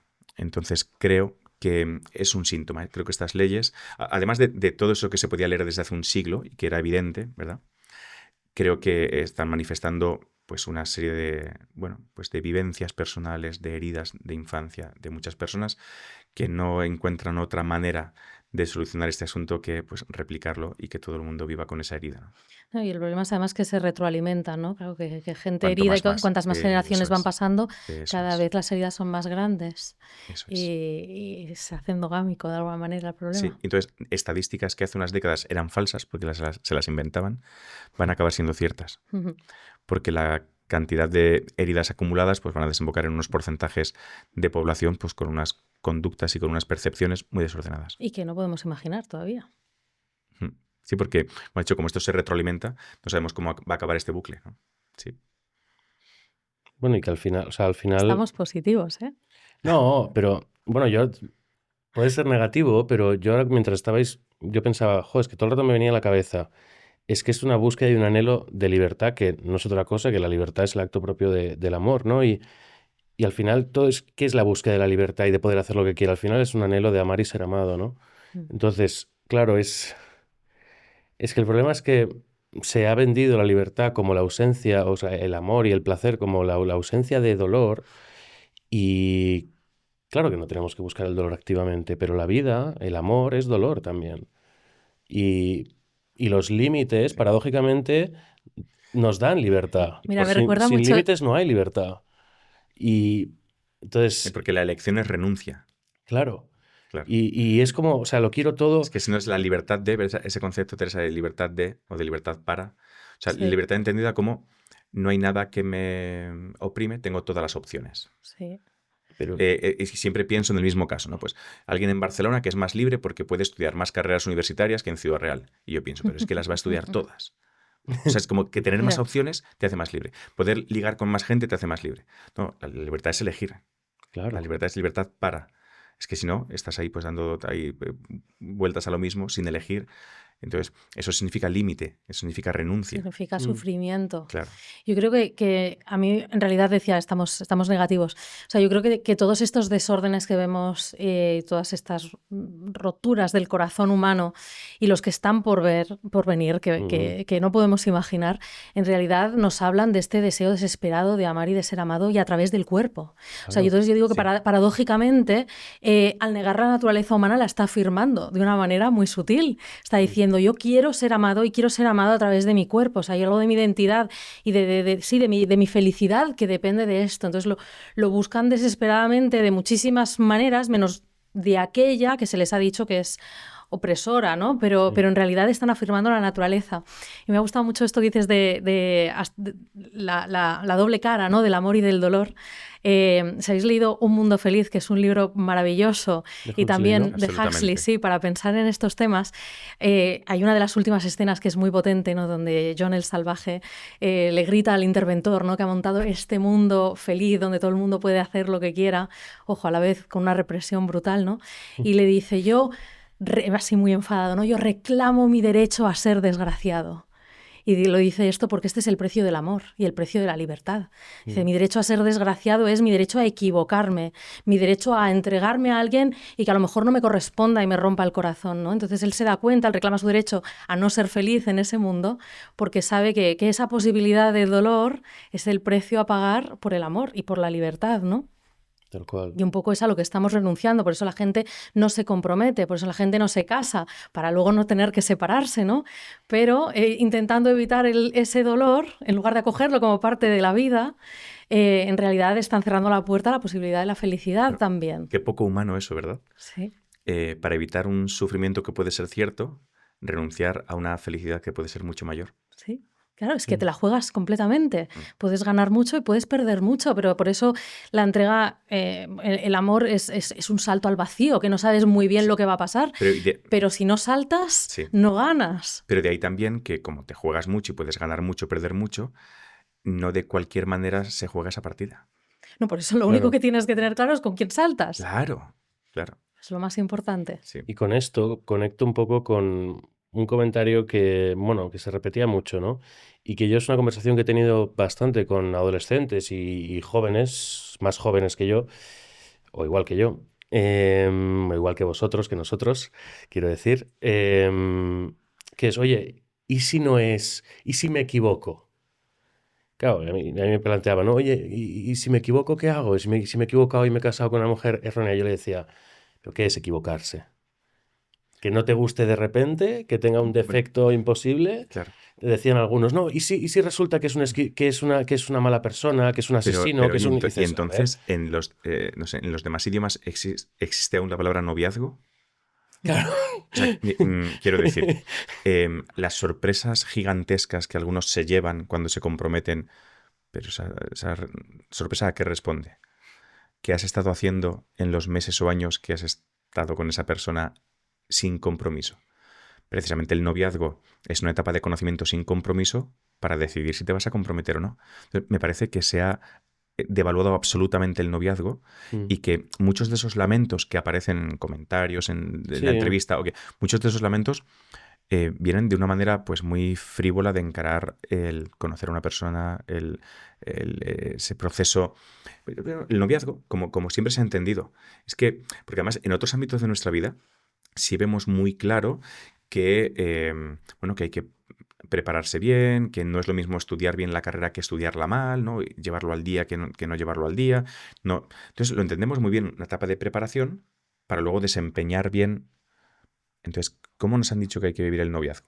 ¿No? Acostándonos desde el primer día, vinculándonos a esa persona. A ver qué pasa, ¿no? Claro. Entonces, a mí me parece que la vuelta a dar valor al noviazgo como... El date to marry, que dicen los ingleses. O sea, salir para ver si nos casamos. Claro. O sea, no date, estamos. Claro, eso es. Sino es como un objetivo de discernimiento, ¿no? Sí, porque me parece muy interesante lo que has dicho sobre el diferente valor que le damos a la formación, ¿no? O sea, es como que los padres muchas veces, que tanto amamos a los hijos, cuántos esfuerzos se hacen por su excelencia académica, que me parece estupenda, ¿no? Para que por sus deberes, tal, para que no sé qué, para que consigan un gran trabajo. Sí. Y que poca atención dedicamos muchas veces a la formación en las virtudes que al final les van a permitir esa posibilidad de un amor firme y para siempre, ¿no? Porque, ¿qué pasa si me equivoco? Uno no se puede equivocar. O sea, uno, puede escoger a una persona, pero al final el matrimonio, el éxito en el matrimonio es una decisión de cada día, ¿no? O sea, el amor no es un sentimiento, el amor es una elección de cada día, ¿no? Y en esa elección de entrega mutua, pues tiene que haber habido un trabajo de toda la vida de aprender a negarse a sí mismo, a los impulsos y a los deseos. Por eso el niño que pone la mesa porque tiene que poner la mesa, aunque no le apetezca, esto es educación para que luego su matrimonio vaya bien, ¿no? Entonces, ¿cuántas veces desatendemos estas cosas para que se centren solo en lo académico y nos falta esta educación en la gratuidad también, pues en que hagan cosas por los demás que no les reportan nada, pues que se levanten el sábado a las 7:30 de la mañana para irse a ayudar al comedor social, por ejemplo, ¿no? Para que aprendan a entregarse gratuitamente por el bien de otro cuando no me apetece. Y todo esto es formación para el matrimonio, ¿no? Y que poco en cabeza lo tenemos muchas veces los padres cuando en realidad es tan importante en la vida. Y de hecho, esa equivocación con un cambio radical en otros terrenos, pues imagínate, no es que yo me equivoqué haciendo filología hispánica. Llevo 15 años dando clases de lengua y literatura, pero me equivoqué. Entonces, ¿qué tengo que hacer ahora? ¿Hacer otra carrera? ¿A que suena ridículo? No, y te dirían, pues algunos, y las libretas de Mr. Wonderful, no, sí, pues cumple tus sueños y haz lo que quieras. Pero, señor, yo tengo una vida, tengo unos hijos que alimentar, que no me puedo poner ahora a hacer otra carrera. Entonces, ¿verdad que es como más sensato recuperar las ganas por mi profesión, volver a estudiar un poco más de lo mío, actualizarme, interesarme más por mis alumnos y entonces quererlos más? Anda, y de repente lo que era una profesión que ya no me... De repente se revitaliza. Pues con tu esposa creo que es igual. Creo que es muchísimo más fácil y más conveniente pues revigorizar la relación que tienes con la tuya, eligiendo siempre a la tuya, que de repente pues dar carpetazo a eso porque me he equivocado y buscar por otro sitio. Y en cuanto a la educación en virtudes, me parece clave, porque hay muchos padres que se han empeñado en que lo importante es que su hijo no solamente que sepa ya muy buen inglés, porque ya lo saben todos, sino que lo pronuncie muy bien. Entonces, inglés sin acento catalán. Pero no, hombre, que tenga inglés con acento catalán. Si a mí me gusta oíros hablar español con acento catalán. No, pues entonces, un inglés muy bueno, muy bueno y muy bien hablado. No, eso no es importante. Importante es ser templado. Importante es ser sincero. Importante es ser generoso. Eso es importante. Importante es que tu hijo no es un déspota con su hermana ni con su hermano. O sea, que sanciono más gravemente a mis hijos cuando se tratan mal entre ellos que cuando suspenden un examen. Claro. O sea, es poner en orden las prioridades y que entonces el niño crezca en virtudes. Y además las virtudes que son ordenadas. Porque si no, efectivamente, pues los hemos convertido en discapacitados. Discapacitados para amar, claro, sí. Porque amar de verdad requiere una serie de virtudes y no los hemos preparado. Que relacionado con esto, has dicho, ahora no me acuerdo qué has dicho, pero me ha venido a la cabeza, lo de, sí, escoger, ¿no? Escoger a tu mujer. Sí. Que al final, o sea, que el matrimonio funcione por sentimiento es súper insultante. O sea, sí. Yo no querría que mi marido estuviera conmigo porque simplemente está bien, porque al final lo sensible está bien él. Es al nivel de los animales, ¿no? Claro. Hay una cosa que dice siempre Javier Vidal Cuadras, un grande, ¿no? de la formación, de la capacitación para el amor, diría yo, ¿no? de formación de familias, que dice él que hay que poner siempre en juego todo lo que somos, nuestra racionalidad y nuestra libertad también, y que si no ponemos esto en juego en nuestro matrimonio, es casi como un desprecio, es como reducirlo a algo que no merece todo lo que soy y lo más elevado de lo que soy. Entonces que hay que poner la inteligencia y la voluntad. Esto supone escoger cada vez, esto supone pensar, decidir, decir yo me quedo aquí y voy a buscar la manera de hacer este matrimonio más feliz y de servirte mejor y de que seas más virtuosa y de serlo yo también, ¿no? Entonces, sin todo este esfuerzo, que uno podría pensar así desde fuera, qué poco romántico, sí. Pero si no se hace, en realidad es poco humano, en realidad es un poco insultante, es como tratarle como, bueno, no sé, como esta Coca-Cola, pues me gusta, me la bebo, no sé, pues estoy bien contigo, pues estoy contigo, y si no, pues nada, no mereces más, ¿no? Cambio de mujer como cambio de bebida. La dictadura de la espontaneidad, y de verdad, eso se valora muchísimo, ¿no? Es que me sale quererte o cosas así, cuando ahí estamos poniendo muy pocas de nuestras capacidades en juego. Sí, sí, pues muchísimo más humano y más elevado en realidad el esfuerzo, la decisión, la voluntad y el poner nuestra racionalidad allí también en ver cómo voy a quererte mejor. Bueno, y que amar no es un sentimiento. Es una decisión. Ahí está, es una decisión y bueno, creo que la razón por la que vosotros sois fieles hoy, cada uno en su respectivo matrimonio, no es la razón por la que os casasteis. Obviamente sí hay un hilo, pero o sea, yo soy fiel hoy. No te voy a querer porque te dije que sí, es una deuda. No, te quiero hoy y elijo cada día amarte hoy. No, es que ¿y si en el futuro? Es que claro, ¿y si se vuelve un borracho o es un violento? Lo que tú decías, en el noviazgo te preparas, conoces, decías, ¿no? Diana, es que llegó un momento que era mi mejor amiga, que éramos cómplices, ¿no? Y dices, claro, entonces al final claro que me caso con ella. Entonces y decía, claro, ¿y si se vuelve violento o se vuelve borracho? A ver, eso no pasa de la noche a la mañana. es gradual, o sea, es decir, y esto puede... Y si se volviera cualquiera de las cosas que digas, el compromiso es que quien va a cuidar de la otra persona, quien va a rescatar a la otra Ahí persona, está. quien la va a sacar adelante, voy a ser yo. Claro. O sea, por eso es muy serio lo que se dice en la boda. Es un compromiso, es una decisión y es para siempre. O sea, que es muy bonito decirle que decido cada día y elijo cada día. Sí, pero hay un momento en el que eliges para siempre. Sí. Y el Sí. para siempre es una suma, una colección de días sucesivos. Pero hay un Wow. para siempre que es un antes y un después en la historia, ¿verdad? Sí. Y que lo transforma todo. Esa diferencia entre el para y el porque, ¿no? Me caso para quererte, no porque te quiero. Es para Mm. quererte, venga lo Claro. que venga, Y a seas partir de como ese momento, seas. y a partir de ese momento ya hay palabras que no me duelen o no me molestan. Antes has dicho deuda, no me molesta. Esposo, no me molesta. Esposo. Endeudado. Mm. Dependiente. Pues claro que sí. Esa ha sido la decisión. Es que ese es el tema, que eso no es malo. O sea, renunciar a algo, decías antes, ¿no? Y Es que vínculo absoluto. Y eso no es malo. O sea, es que parece que... O sea, también lo que decíais de la educación de los chicos y que a veces nos centramos más en los estudios o en que en lugar de las virtudes, también es verdad que creo que lo dice José Ballesteros, ¿no? Él dice, no, yo he educado a mis hijos, dice, yo les he dicho siempre, me dan igual vuestras notas, lo que quiero es que penséis que seáis buenas personas, ¿no? Y obviamente no es una apología que hagan lo que les da la gana o ahora esta educación de no, lo importante es lo que sientan, no, sino que también que no se conviertan, que no son proyectos, que no son currículums, que no son... O sea, que lo importante es, ¿no? Esto, que sepan amar, que sepan lo que es la entrega, que sepan decir, oye, es que renunciar a algo no es malo. ¿No? Y que ser egoísta, ser individualista, además habiendo crecido seguramente sin hermanos, que es un límite muy natural y un aprendizaje de las pequeñas injusticias, del quitarte tú porque el otro lo coge o quitarte tú porque se lo das al otro. Entonces, eso te incapacita para la vida matrimonial. O sea, es que son muchos factores los que están afectando a la poca y a la mala constitución de las familias. Es que la educación que hemos dado a nuestros hijos los han convertido en discapacitados para amar. Porque si son individualistas, si solo piensan en ellos, si solo son capaces de hacer esfuerzos cuando hay un éxito material o económico, ¿verdad? Una recompensa. Entonces, cuando decías esa generosidad, esos voluntariados, ese ayudar a otros, que, claro, si es que darse cuenta de que existe el otro y de que estoy para el otro. Entonces, en la educación, incluso una educación que prescinde de lo trascendente, cuando Dios es lo completamente otro. Entonces, no hay Dios, no hay un otro tampoco sexuado al que entregarse. Entonces, soy yo y yo y yo. Y bueno, si hubiéramos visto que esta soledad trae mucha felicidad, pero es que, y cuando decías lo de las biografías, bueno, ahora que se hace, ¿qué es el análisis de datos? ¿No? Es estadística. Pues vamos a tirar de estadística. Vamos a ir a esas biografías.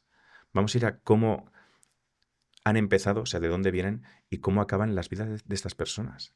Vamos a hablar del consumo de, voy a decir, de sustancias de todo tipo, porque no solamente son ansiolíticos y antidepresivos, sino drogas, alcohol o sin que haya sustancia, ¿no? Adicciones de todo tipo.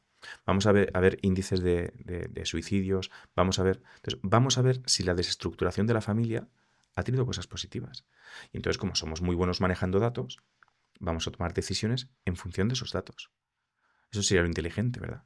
Porque la gente, para invertir, mira mucho esos datos, ¿verdad? Para invertir su dinero, sí. Y para invertir tu vida, ¿dónde vas a poner tu vida? ¿En qué la vas a invertir? Quiero datos para saber qué conductas, perdón por volver a decirlo de conductas exitosas, porque no es un éxito, son conductas probadas, conductas que salen bien, baldosas que son seguras de pisar. Y vamos a ofrecerlas con ese convencimiento a la siguiente generación. Ole. Perdón, es que me he quedado como para aplaudirle. Bueno, a ver. Se lo voy a decir a mi mujer. No, pero es verdad que tienes una capacidad de... Qué hombres. No, yo Mira qué cabrones hay abrazados. Bueno, chicos, os esperáis a llegar a... No, con esto de... También, oye, es que decían, ¿no? Perdonar una infidelidad es tragar infidelidades para el resto de la relación. Trabajar el perdón. A mí este es un tema que que me toca, digo, relacionándolo con esto de la persona equivocada, la carrera equivocada, las equivocaciones de la vida y que hay que solucionar, ¿no? Siempre, todo tiene que tener solución, no. Y a mí, una persona muy cercana, o sea, madre de 4 hijos, su marido le es infiel y ella le perdona. Su marido le vuelve a ser infiel y ella le perdona. Le perdona tanto hasta el punto que es él quien le pide el divorcio a ella. Y la deja a ella y a sus 4 hijos. Y claro, y a esta persona cercana yo le pregunto, oye, ¿pero por qué no te buscas otra pareja, ¿no? Pues, porque aunque un papel diga lo contrario, yo sigo casada con esta persona. Y es mi marido. Y ya está, ¿no? Y me recordaba la anécdota que explicabas de aquella pareja, ¿no? De Hispanoamérica. Y esta persona ha sido muy feliz. Se ha dedicado a sus hijos, se ha dedicado al trabajo, se ha dedicado, o sea, y vive como mujer casada. Hay que darle una Y es oportunidad. duro, Hay que pero darle una oportunidad a la educación en lo que es duro, en lo que es negativo. Es decir, la infidelidad es un mal y la ruptura es un mal. Eso es evidente y todo el mundo más o menos lo comparte. Ahora, querer curar males con otros males, como se hace en otros terrenos, no va a ningún sitio. A mí me parece que cuando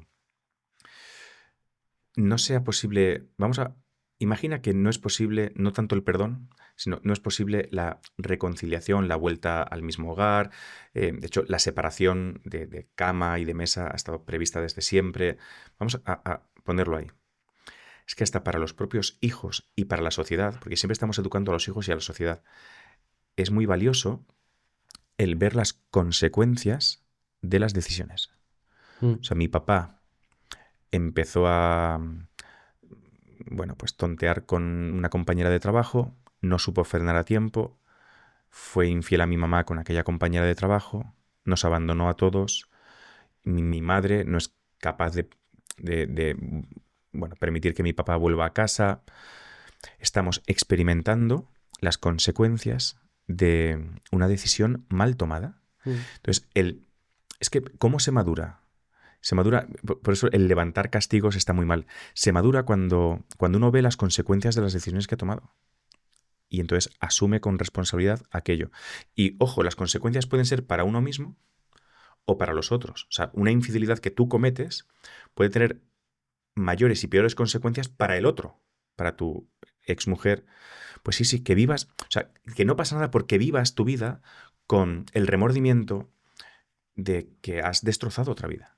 Porque ahora lo que llamamos, se habla en el caso del aborto, el síndrome post-aborto. Y Juan Manuel de Prada sacó un artículo brillante, dice, hombre, síndrome post-aborto o arrepentimiento, porque ahora hay como que llamar a las cosas, ¿no? Arrepentimiento. O sea, he hecho algo que tiene consecuencias y esas consecuencias me pesan. Eso es tan educativo para uno, para los hijos y para los demás. Pues en el caso de una infidelidad que no se pueda recomponer y que ya no vivan juntos y que, pues yo digo, hay que poder seguir educando la fidelidad. ¿Cómo?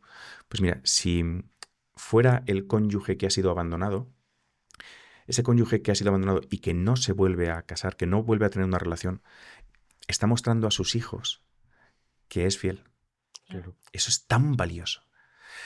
Incluso, fíjate, a veces les he tenido que pedir al otro, al que abandona, al que se va, al que rehace su vida, que, hombre, cuando estás con tu nueva novia delante de tu hija de 13 años, no toques, no quieras, no muestres cariño a esa nueva novia delante de tu hija de 13 años como deberías hacer con su madre, ¿no? Yeah. O sea, guárdale, o sea, para educar a tu hija en que, o sea, como pidiéndole en el fondo un poquito de perdón a tu hija. O sea, yo estoy aquí viviendo ahora con esta señora, pero sé que esta señora no fue con la que te engendré a ti. Entonces, aquí hay algo que no casa. Entonces, yo delante de ti no puedo tocar a esta señora como si fuera tu madre. Entonces, poder vivir o poder mostrar un poquito de fidelidad incluso en los casos en los que ya es como materialmente imposible, ¿no? La persona que ha sido abandonada y la persona que ha abandonado al otro pueden seguir educando mínimamente o mucho a sus hijos en la fidelidad. ¿Tú cómo lo ves? O sea, es que ha generado mucho debate el tema de la infidelidad, que es imposible perdonar. Me han dicho sojas, beta, pagafantas. ¿Cómo se nota que no conocen a Diana? Pero ya me lo dijeron cuando la entrevista en COPE. O sea, nunca me han dicho cosas tan feas por decir que, No, pero que perdonaría es que una hay infidelidad de mi mujer. mucho miedo al perdón, mucho. Sí, Porque el perdón implica dolor también. sí, claro, eso es lo que decíamos. Es la otra cara, ¿no? De la Sí, sí. entrega total, del saltar al vacío, que al final te la pegues, ¿no? Yo creo que sí que hay una diferencia fundamental entre el noviazgo y el matrimonio. Sí. Yo creo que en principio, no sé si perdonaría una infidelidad en el noviazgo, habría que verlo en el caso concreto, pero En cualquier me caso, no tienes parece por qué. un motivo como Claro. muy serio y muy razonable para no seguir adelante. Mm. Ahora, en el matrimonio, a esto es a lo que te has comprometido, a aceptar lo que venga, ¿no? Y en Tal cual. realidad, si no, ese amor nunca ha sido real, ¿no? Si no has aceptado la posibilidad de que el otro te falle y te hiera, ¿no? Y al final, el perdón no es más que ese seguir queriendo al otro. O sea, no es perdón, te dejo que te vayas y que hagas lo que quieras, es perdonar, es decir, puedes volver, no me enfado. O sea, me enfado, pero sigues teniendo aquí tu casa. Claro. Entonces, perdonar no es... No pasa nada. No pasa nada, sino es decir, sigo queriendo el bien de nuestros hijos, el bien de nuestro matrimonio, que vivas a la altura del compromiso que asumiste, ¿no? Y del cual eres capaz. Por si no, ya entraríamos en toda otra conversación sobre la, como diríamos, la validez del vínculo. A lo mejor era una persona que no era capaz de este vínculo desde el principio, sería otro tema, ¿no? Pero, o sea, el perdón no es una cosa así opresiva y sumisa y ñoña, sino es, al contrario, es seguir creyendo en la capacidad del otro de escoger el bien y de sobreponerse, ¿no? Y en el caso de tú que eres madre, tú sabes que hay muchas madres que este diálogo que estamos teniendo sobre el perdón y la infidelidad, toda la polémica que ha habido cada vez que yo he dicho que perdonaría a Diana, oye, ¿qué pasa si nos lo planteamos igual pero con respecto a los hijos? ¿Qué madre no perdona a un hijo? Haga lo que haga. Pues a tu lado hay alguien que es más que tu hijo. Entonces, que una madre vea tan claro, que cualquier comportamiento indecente de su hijo, que la ha tratado mal, que le está hablando de cualquier manera, que ha hecho cualquier cosa, no a ella, sino incluso a los demás, cosas que la han avergonzado, pero es su hijo. Y entonces, como lo quiere, y quiere que su hijo saque lo mejor de sí mismo, sigue esperando... Por medio del perdón, ¿verdad? Le posibilita esa opción que decías, ¿no? De volver a comportarte verdaderamente con humanidad, ¿no? Pues fíjate, con tu hijo nunca, en ningún momento adquiriste ese compromiso. Te sale. Bueno, pues si te sale es menos valioso. Es que el amor en vertical, como es más fácil, es menos valioso. Es que con tu marido, que es más que tu hijo, no solamente es que te salga, no, es que dijiste que iba a ser así. Y te comprometiste. Es que te comprometiste. Sí. Y si no, pues no te comprometas. Y entonces vive tu relación a un porcentaje distinto de entrega. Eso no lo juzgo. Oye, nuestra relación va a ser a un nivel de 40. Bueno, pues a un nivel de 40. Pero es verdad que en determinados tipos de compromiso, pues en un matrimonio canónico, ante los ojos de Dios y de la Iglesia, el compromiso que adquieres es muy claro. Y en el momento en que hay hijos tampoco puedes tener un nivel de compromiso de 40. Claro. O sea, es absurdo. Claro. Igual que no se puede ser madre a un nivel de 40, ¿verdad? Por eso a tu hijo, como sabes que eres madre y madre es del todo, pues lo perdonarías siempre. Y entonces, pues con tu marido, pues ahí tienes el reto de entenderlo, primero entenderlo, luego vivirlo. Pero creo que si no lo entendemos va a ser imposible de vivir. Bueno, eso es un punto maravilloso, por no decir otro término menos amable, porque así, no, pero es verdad que eso demuestra que el perdón es posible. O sea, es verdad que no, de una madre a un hijo puede haber un empuje, si quieres, de biología, lo que quieras, pero es real, ese perdón es posible. ¿Y por qué? Porque ve al hijo... Es que no quiero acudir a ese tipo de argumentos, pero la madre perdona siempre al hijo porque ve al hijo con los ojos de Dios. Entonces, la clave en el matrimonio es ver a tu esposa, ver a tu esposo también con los ojos de Dios. Y entonces, pues entiendes, ¿no? Y eso no significa el no pasa nada, ¿verdad? Eso no lo hemos dicho. En ningún momento hemos dicho que no pase nada. Y hemos hablado de las consecuencias de algunos actos y que a veces es irreversible. Sí, pero... No, y en este ejemplo que os Sí, ponía... a veces la convivencia no es posible de nuevo. Exacto. Etcétera, ¿no? Lo cual no rompe el vínculo matrimonial, Claro, ni el exacto. perdón, o el que no sea rencor que posible la haya. convivencia no rompe el vínculo. Eso es. Exacto. Eso es. El tema es que eso parece que es inconcebible, o sea, por eso, ¿no? Me equivoqué y entonces mis compromisos dan igual, mi libertad da igual, mis decisiones dan igual, y dices, es que no da igual. Y es que es un vínculo del que dependen los hijos, hasta el Claro, punto de... es Me que preguntaba el los otro grandes día, damnificados. una señora me preguntaba acerca de cómo educar bien a su hija de 12 años, pues porque ella es viuda y entonces pues... Pero ella me estaba hablando muy bien de su marido, que en paz descanse. Me estaba hablando muy bien. Entonces, ¿cómo puedo hacer? Estoy sola yo y mi hija y yo. Y entonces digo, bueno, es que si el vínculo tira para arriba de los hijos, entonces, ¿qué palabras le dije también con dolor, pero a esta señora? Entonces, ¿tu marido era bueno? Sí. ¿Tu marido te trataba muy bien? Sí. Háblale mucho de tu marido a tu hija. Porque, como suele decir María Calvo, puede haber una presencia simbólica, a veces, ¿no? En el caso de una orfandad. Pero la importancia del vínculo. Es decir, bueno, pues yo te sigo hablando de tu papá y este vínculo mío con tu papá difunto, pero sigue sosteniéndote, te sigue configurando y sigue sacando lo mejor de ti. Y por eso esa niña que ha oído hablar mucho y bien de su papá difunto, esa niña va a seguir teniendo en cuenta eso a la hora de permitir que se le acerquen unos niños o no, a la hora de elegir a alguien, pues va a elegir a alguien a la altura de su papá, aunque no haya podido. Entonces, el vínculo, es que dedicarnos a frivolizar sobre el vínculo, destruir vínculos como si tal, es que no puede ser. Y además, como los profes lo vemos en clase, la importancia del vínculo de los papás en la vida de nuestros alumnos, pues yo voy a seguir defendiendo el vínculo y es lo que yo creo que tenemos que hacer, ¿no?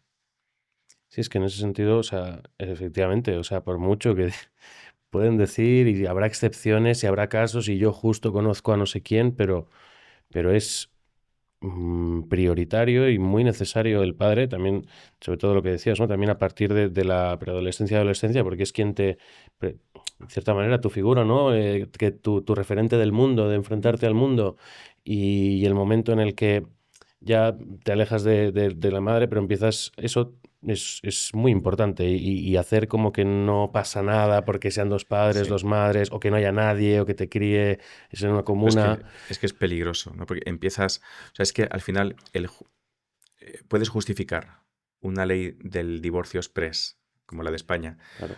porque haya gente cuya convivencia matrimonial es insufrible, pues igual que se justifica un aborto libre, como ha ocurrido ahora en Minnesota, hasta el momento del parto, pues porque algunas veces ha habido niñas violadas a los 14 años que han quedado embarazadas, ¿no? Es que a mí el ir a los extremos para intentar modificar unas leyes Claro. que son de suyo protectoras de la civilización, pues me parece un error. Sí, de todas maneras, aunque no hubiera hijos, ¿no? O sea, igualmente la ruptura, ¿no? del matrimonio es indigna. O sea, decíamos al principio, ¿no? que todo el mundo quiere ser amado locamente, totalmente y para siempre, pero ahora esto nos lo tenemos que creer. Entonces esto significa realmente que es para siempre, ¿no? Y lo contrario es indigno, ¿no? Entonces, si uno se marcha, entonces es que no nos hemos querido de verdad, que ese amor no ha sido total. Es que he estado contigo porque estaba a gusto, porque satisfacías una serie de cuestiones que a mí me venían bien, y en el momento en el que no encajas dentro de mi esquemita o de lo que sea, o porque cambias o porque cambio yo, en ese momento te descarto, te desecho. Es como una suscripción que cancelo, ¿no? Y esto, de alguna manera, indignifica toda la relación, y quiere decir que nunca ha sido plena y nunca ha sido digna. Es como que si no es cierto hasta el final, no ha sido cierto en ningún momento. Es como si amor solo pudiera decirse hacia el futuro. Porque la sensación ¿qué pasa con las parejas? Para y no porque. Me caso para querer y no porque te quiero. Es que es futuro puro y duro. Y de hecho, si no llegamos hasta el final, o sea, ¿qué ocurre en la inmensa mayoría de las parejas que rompen? ¿Qué relación pueden tener después? Porque hay algo, tú has dicho indignidad, y me parece acertadísimo. Pero es que hay algo de mentira, ¿verdad? Si me has dejado antes de llegar hasta el final, hay algo de mentira en todo el... Hay algo de uso, hay Sí, algo de claro. que me has usado, de que has Claro. estado conmigo porque te venía bien, porque te Sí. encajaba o no te daba problemas. Y en el momento Claro. en que aparece una opción más interesante o en el momento en el que yo tropiezo Eso y es. dejo de estar a la altura Eso que es. estaba antes, en ese momento te descarto. Por lo tanto, lo anterior ha sido uso y esto es muy fuerte. Sí. Pero es tan fuerte como decir que si no es para siempre, no es verdad. Y oye, con todo cariño para quien no llega hasta el final, pero la sensación que te queda es esa. Y quien lo probó lo sabe, podríamos decir, ¿no? La persona que ha sido abandonada después de muchos años de matrimonio. Mira, es que no me ha servido para nada. Estos 28 años no me han servido para nada. Porque si no es para siempre, no es verdad. Porque si no es para siempre, no satisface del todo. Porque hay un algo infinito en nuestra necesidad de ser queridos. No es un ser queridos de cualquier forma, ¿verdad? Hay una huella indeleble en nosotros que es una aspiración de eternidad. Y esa verdad Sí, sí. del amor es la que hace que sí, hay hijos, por supuesto, es absolutamente distinto el ser huérfano que el ser hijo de padres divorciados. Porque ese Absolutamente. amor que ya no está es fundamentalmente diferente. Absolutamente, absolutamente. Sí, y eso esto, es. o Cambia sea, el sentido de toda esa ausencia, ha ¿no? habido conversaciones, sí, de, o sea, de, oye, bueno, te lo dicen, oye, es que preferiría, a veces un hijo de padres divorciados es cruel. Y no, quizás esto suena cruel, pero preferiría que mi padre estuviera muerto, a que me hubiera abandonado, a saber que me ha abandonado, ¿sabes? Y esto es muy fuerte escuchárselo a un chaval que tenga este pensamiento, porque se sabe abandonado, se sabe no querido. Y Pero no sé, ha sido muy bonito lo que ha dicho Teresa, como porque en el caso de los hijos, y esto lo ha dicho hasta Higinio Marín, por utilidad, por sentido común, por sentido práctico, por buena marcha de la sociedad, podríamos defender el vínculo matrimonial estable, eso, para el bien de esos hijos, pero es que tú has ido al otro nivel. No, mira, es que aunque no hubiera hijos, lo que llevamos en el corazón es una necesidad de un amor que es que permanece. Y que permanece, es que es para siempre, y eso lo hace verdadero, aunque no hubiera hijos. Sí. Cuando pensaba en todo el tema de o sea, porque leía mucho, ¿no? El sexo natural, y me ha venido una idea a la cabeza que luego he pensado, vas a ir de listo y te van a tumbar porque son mucho más inteligentes que tú. Porque claro, yo pensaba, joder, nos preocupa mucho la naturaleza, o sea, el mundo, nos estamos cargando el planeta, el ser humano, ¿no? Es que somos malísimos, porque la naturaleza nos la estamos cargando con nuestra acción. Entonces, claro, si vas contra la naturaleza, contra la tierra, que nos ha sido dada y que si el ser humano desapareciera sería todo maravilloso, joder, que parece como que la naturaleza ¿no? Es muy importante la naturaleza, según parece, y la naturaleza nos dice que si la manipulas y si vas contra ella, te cargas la vida y la destruyes. Entonces, bueno, es una reflexión sobre el medio ambiente, pero creo que es muy interesante que si vas contra la naturaleza, como el planeta, que nos lo estamos cargando, según parece, pues bueno, eso que destruye, genera infelicidad, desesperación. Y creo que eso es muy O sea, interesante. ecología humana, dijo Ratzinger cuando fue a visitar Alemania. Sí, o sea, esa buena intención que tenemos nosotros de leer la naturaleza y, bueno, vamos a leer también la naturaleza del hombre. Sí. ¿Qué es lo que Sí. verdaderamente responde? ¿Qué comportamientos responden a la naturaleza del hombre? ¿Qué instituciones responden a la naturaleza del hombre? Claro, vamos a ser ecologistas con el hombre. Vamos a tratarlo como necesita y como merece. Hablaba Fabrice Hadjad de que hace falta un enraizamiento sexual. Y pienso mucho, ¿no?, en este tema así del arraigo en la naturaleza, ¿no? Y cómo está tensionada, ¿no?, pues la explotación capitalista, ¿no?, con el medio ambiente muchas veces, ¿no? Y muchas veces eso tensionamos a la naturaleza pues por ser más productivos, por construir más, Claro. pues producir más, pues no sé qué. Y luego vemos las consecuencias negativas que tiene esto y cómo tenemos este desarraigo de nuestro propio cuerpo y también de alguna manera y también por ideología y también a veces por hacerlo producir más, ¿no? Lo forzamos mediante técnicas también, igual que la naturaleza, ¿no? A que haga algo diferente a aquello que está en su diseño original, ¿no? Y muchas veces con consecuencias también desastrosas, ¿no? Entonces, como decías, ¿no?, igual que volvemos a mirar las leyes de la naturaleza, decimos, ojo, igual no podemos pasar como una apisonadora por encima del mundo, ¿no? Pues tampoco podemos pasar por encima de nuestro cuerpo sin leer las leyes, sin leer su lenguaje, ¿no? Que puede ser nuestro cuerpo en el comportamiento sexual o en el no sexual, ¿no? Recordáis, hace no tantos años en España, pues las tiendas no podían abrir todos los días, porque los domingos son para descansar, y para la familia, y para Dios, quien sea religioso, ¿no?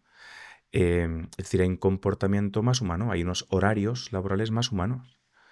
Habría que ver qué horarios tienen muchos de los jóvenes que conocemos, ¿verdad? Cuando empiezan a trabajar. Entonces, saber leer el cuerpo, y no solo en lo sexual, para tratar al hombre como el hombre necesita ser tratado.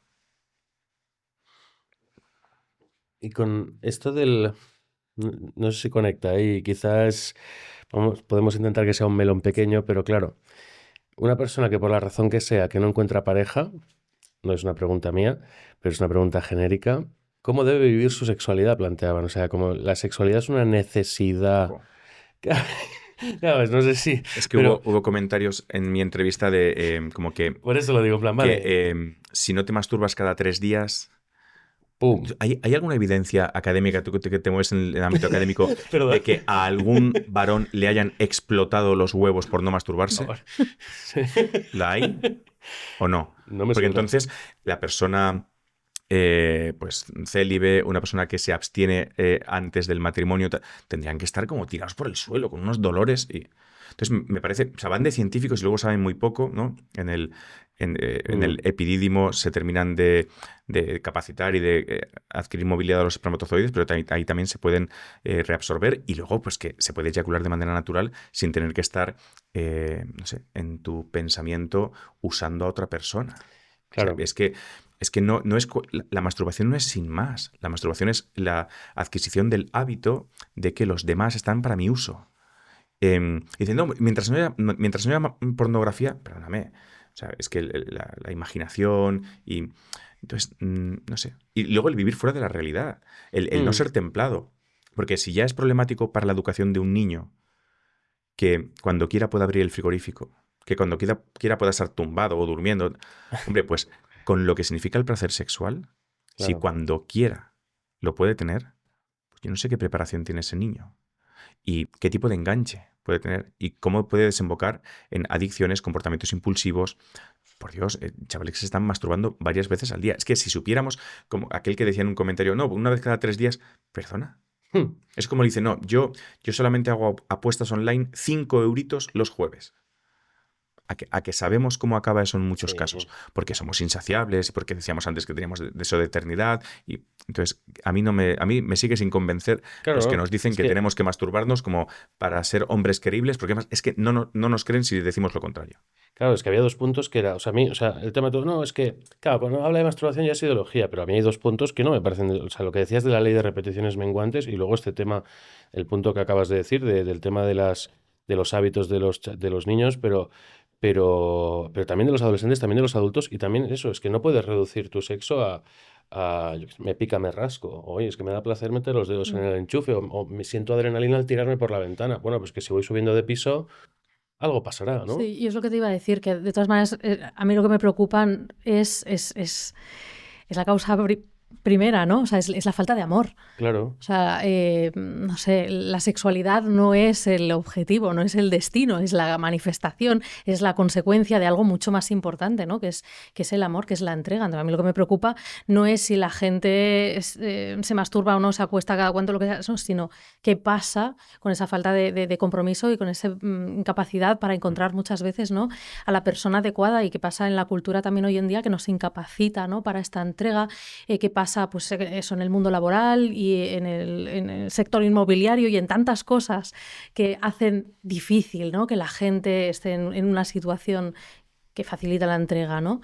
Lo otro es como la coletilla de un problema muchísimo más grave. Y a veces es intentar arreglar o sea, poner una tirita en un arañazo cuando te estás desangrando por otro lado, ¿no? Yeah. O sea, el problema que tenemos es muchísimo más grave. No conseguimos tener relaciones duraderas, no conseguimos capacidad de entrega, pero tenemos sexo, ¿no? Es como, o sea, porque la masturbación a lo que acostumbra a esa persona es a poder recibir placer sexual sin necesidad de que haya relación, de que haya vínculo, de que haya entrega, de que haya otro.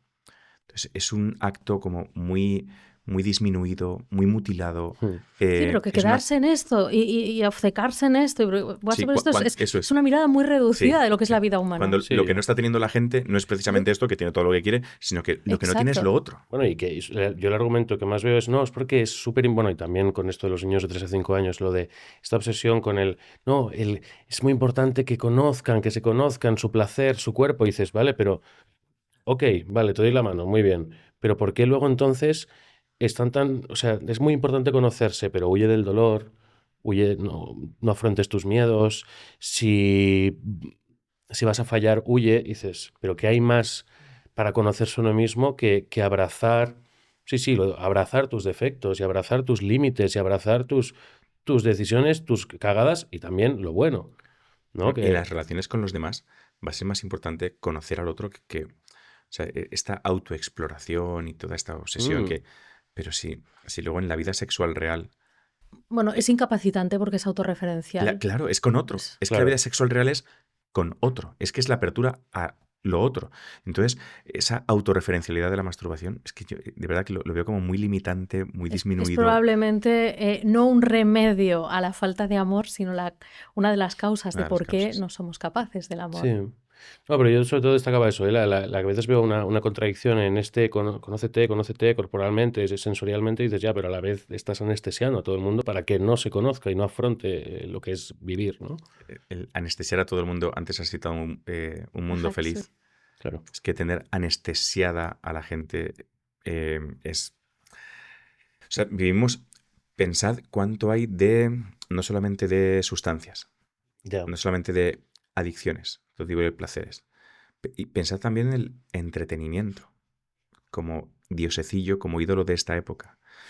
O sea, para que la gente no piense, para que la gente no sea consciente de su precariedad, para que la gente no vaya llorando por los rincones por su incapacidad para relacionarse, y una vez que se relaciona, pues entonces les damos sustancias o no sustancias y mucho entretenimiento.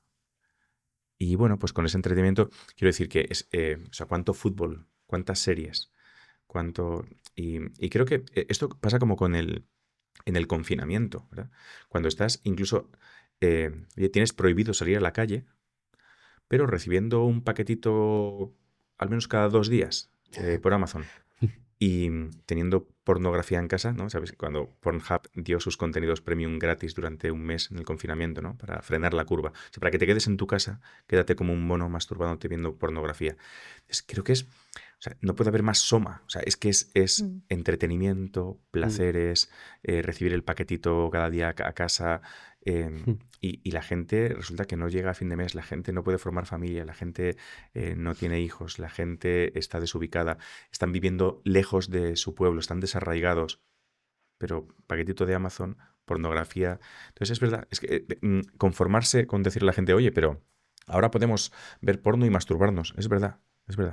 Antes podíamos trabajar y tener una familia. Tú preguntabas antes que el por qué vivir así, ¿no? Y yo creo que hay otro aspecto que se debe mencionar, ¿no? Y es que es un hábito y como tal configura la manera luego de vivir la sexualidad. Entonces el autoerotismo, cuando se vive a lo largo del tiempo, ¿no? Incapacita después para vivir esa sexualidad compartida con otro, porque ya estoy acostumbrado, ¿no? A buscar solo mi propio placer. Entonces, por eso decía antes que es una de las causas de por qué luego nos cuesta una entrega duradera, ¿no? Y es porque he desasociado el sentido de la sexualidad, y entonces, como la medida que lo hago solo referente a mí mismo, luego en el encuentro con otra persona no soy capaz de salir de mí mismo y buscar su placer, buscar su bien, ¿no? Sabiendo lo diferentes que son los tiempos y las fases de respuesta sexual en el hombre y en la mujer, el hombre que ha educado su sexualidad en la autorreferencialidad de la masturbación, cuando se encuentra con esa mujer a la que tiene que complacer y con la que tiene que está incapacitado. Sí. Porque ese hombre ha estado durante años... Esto no es baladí, o sea, realmente es un hábito, es la costumbre, es la manera ya de ser, y aunque seamos plásticos, ¿no? Costaría luego mucho como de reordenarlo, y probablemente haga falta pues terapia en algunos casos y cosas así, ¿no? Entonces, ¿por qué? ¿Por qué vivir así? Pues para poder amar mejor, para poder vivir una sexualidad más plena cuando me encuentre con la persona adecuada. Y en mi opinión, por tanto, para ser más libre. Porque si amas mejor y amas más, eres más libre porque, bueno, el amor está para entregarlo, ¿no? Y la libertad, perdón, está para entregarla. Y que paradójicamente, es que me interesa mucho transmitir esta idea porque es que pienso que, y esto puede ser ideológico o lo que quieran, pero para mí, o sea, hay que transmitir la idea de que la libertad no es tener todo para mí, sino entregarse, saber lo que son los límites y amar, y que amar es darse, ¿no? Y si os parece bien, para acabar, porque no lo sabéis, pero estamos grabando muy tarde esta tertulia, para acabar, si queréis, que antes hemos dicho quizá un momento, oye, quizá estamos siendo muy pesimistas. Yo creo que no. Yo creo que es una conversación, creo que productiva, o sea, que trata temas y en ningún momento hemos ideologizado, ¿no? Pero no sé, o sea, si hay alguna idea, o sea, me gustaría acabar con algo fuertemente esperanzador sobre esto, porque no quiero que, a veces puede parecer, y que vosotros habéis dado conferencias seguro, y seguro que, gracias a, si todo va bien, seguro que los comentarios son positivos, pero seguro que habrá, es que tú vienes a vender nuestro estilo de vida. No, menos yo cuando os veo y os escucho hablar digo, es que, joder, veo una peli, fui a ver el otro día una peli buenísima. Y, joder, es que me tengo ganas de compartirlo. Oye, he tenido una experiencia, un viaje, y es, oye, yo, porque vosotros, o sea, no, lo que prometéis no es esto es igual a una vida fácil o una vida feliz o una vida, sí que es, perdón, es igual a una vida feliz y una vida abundante, porque la felicidad tampoco es un sentimiento, en el sentido de que no es una cuestión, también es una elección, ¿no? Y creo que es, oye, ¿cómo Rafa, cómo Teresa, trabajando, teniendo, sacando adelante hijos, no vivís en la abundancia, no habéis bajado de Andorra, ni habéis bajado de Suiza, no. Oye, es posible ser feliz en la renuncia, es posible ser feliz en el dolor, frente a la contradicción, e incluso más feliz y más libre cuando abrazas y aceptas la vida tal y como viene. Porque no sé si que la libertad no es tanto, no sé quién lo decía, ¿no? Que la libertad no es tanto elegir frente a opciones, sino abrazar lo que me viene dado. Porque yo elijo esto, ¿no? Es probable que fuera el del hombre en busca del sentido.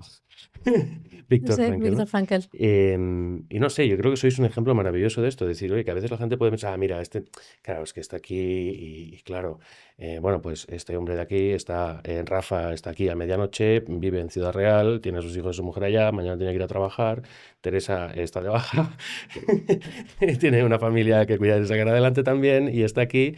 ¿Por qué? Porque creéis que vale la pena vuestra elección de vida. Y no sé, o sea, si queréis Estoy hacer de permiso de maternidad, no me metas en un lío, Perdón, está de permiso de maternidad. Totalmente. No, bueno, baja, claro, legalmente es distinto, claro. Bueno, es que manía, de verdad. Pues mira, el permiso de maternidad tendría que ser más largo, ¿no? Porque Correcto. No, entonces simplemente quería acabar, oye, que dejar claro esto, también cosas que se me han olvidado, porque me gustaría que acabaréis vosotros, cada uno, si queréis, con una reflexión. Teresa, entre otras cosas, acaba de traducir recientemente este libro, lo ha traído a España, El amor que transforma, cartas a una joven esposa, que os pondré en la descripción, también os pondré todas sus redes sociales para que veáis dónde participa, bueno, y las movidas en las que está. De Rafa también os pondré las redes. Es igual, pero va a sacar un libro, no sabemos cuándo, pero lo va a sacar, por tanto os pondré sus redes y web para que estéis pendientes, así lo decimos ya. Y ambos sois profesores de Fansex. ¿Qué es Fansex? Una escuela de educación afectivo-sexual en las que ellos dos son profesores, pero también habrá otros profesores y está dirigida principalmente a padres, pero también para todo el mundo, porque la educación afectivo-sexual es para todos. Entonces simplemente eso, me gustaría acabar con si queréis alguna idea final o reflexión. Una sobre Fansex, que el formato es imbatible, porque los padres suelen tener dudas concretas. Claro. Y lo que hemos hecho ha sido responder a docenas y docenas y docenas de preguntas concretas. Cada una de ellas en unos minutitos. Entonces, ahora, ¿qué inquietud tengo? Pues vas allí al Fansex y esta es la inquietud que tengo. te la empollas un poco y así puedes tener un poquito más fácil la conversación con tus hijos. Sin filtro, ¿eh? O sea, las preguntas de sí, todo, las preguntas son de las todo que tipo. no te atreves a hacer. Sí. Las que no te atreves a pensar, pues ahí están también. Entonces, es producto ganador Fansex. Con esto, yo ahora decías, o sea, para un padre que consulte, y como los dos sois padres, yo, si queréis acabar con esto, me parece... Claro, para que un padre consulte, y claro, leía el otro día para promocionar tu entrevista, ponía el artículo este de que el porno, la visual se ha adelantado a los 8 años, y ponía el 50% consume y algo como solo el 25% consulta. Claro, los padres está claro que oye, necesito formación, pues voy a Fansex o voy a mi tutor o voy al docente o voy a una charla y pregunto. Pero claro, ¿cómo transmitimos a los chavales y no tan chavales que se abran? Claro, quizás un melonazo, no lo sé. Pero ¿sabes lo que quiero decir? O sea, que los padres que los chavales cuenten, que los chavales pregunten. Claro, porque los padres como... Tú no tienes problema como padre en decir, oye, no sé, esto lo voy a preguntar, pero el chaval... Pero y la carga de la prueba la tiene el padre. O sea, los chavales preguntan a quienes les responden. Los chavales preguntan allí donde creen que hay información fiable, veraz. Entonces, vamos a apretar a los padres, no a los chavales. O sea, el padre tiene que ser prestigioso en esto. También con su ejemplo, en cómo quiere en casa y tal. Sí. Y el padre tiene que tomar la iniciativa, no puede estar esperando a que venga el niño. Entonces, el padre tiene que responder siempre y a veces incluso adelantarse a las preguntas porque sabe que el hijo se las está haciendo, ¿no? Entonces el hijo viene a preguntar cuando tenía 2 años y ya le dijiste, ¿de dónde venían los niños? Porque lo ha preguntado porque ha nacido un hermanito o un primito. Y se lo has explicado con sus palabras que puede entender con 2 años. Y luego otra vez con 6 y con 7 y con 8. Y te has adelantado tú porque sabes que se lo está preguntando. A veces lo preguntan directamente, ¿no? Y así con 16, con 14, vienen directamente. Y que son también preguntas que se facilitan cuando el canal de comunicación es bien ancho porque se ha abierto ese canal con otras muchas conversaciones que no tenían por qué ser sexuales. Sí. O que se ha abierto ese canal no tanto aleccionando a nuestro hijo y adelantándonos a sus dudas, sino hablando de la propia intimidad de los padres. O sea, qué importante contar a nuestros hijos nuestra historia de amor, contar a nuestros hijos, claro, y así los vamos preparando, vamos abriendo ese canal de comunicación para que ellos sepan que lo pueden transitar. Pues, si os parece bien, habéis estado bien. Encantado, como en mi casa. Yo acabamos aquí esta primera tertulia. Si todo va bien, habrán más. Si os parece bien, decidlo, por favor. Ya lo siento, ha sido mi primera tertulia con vosotros. Os lo agradezco también, la paciencia que habéis tenido conmigo. Estamos encantados, vamos. Y nada, pues mil gracias porque de verdad, no sé, me habéis dado muchas ideas y muchos puntos para trabajar y ya está aquí. Nos vemos en la siguiente tertulia, si todo va bien. Si te ha gustado esta entrevista, tenemos otra por aquí que te va a encantar. Muchísimas gracias. A la de 3.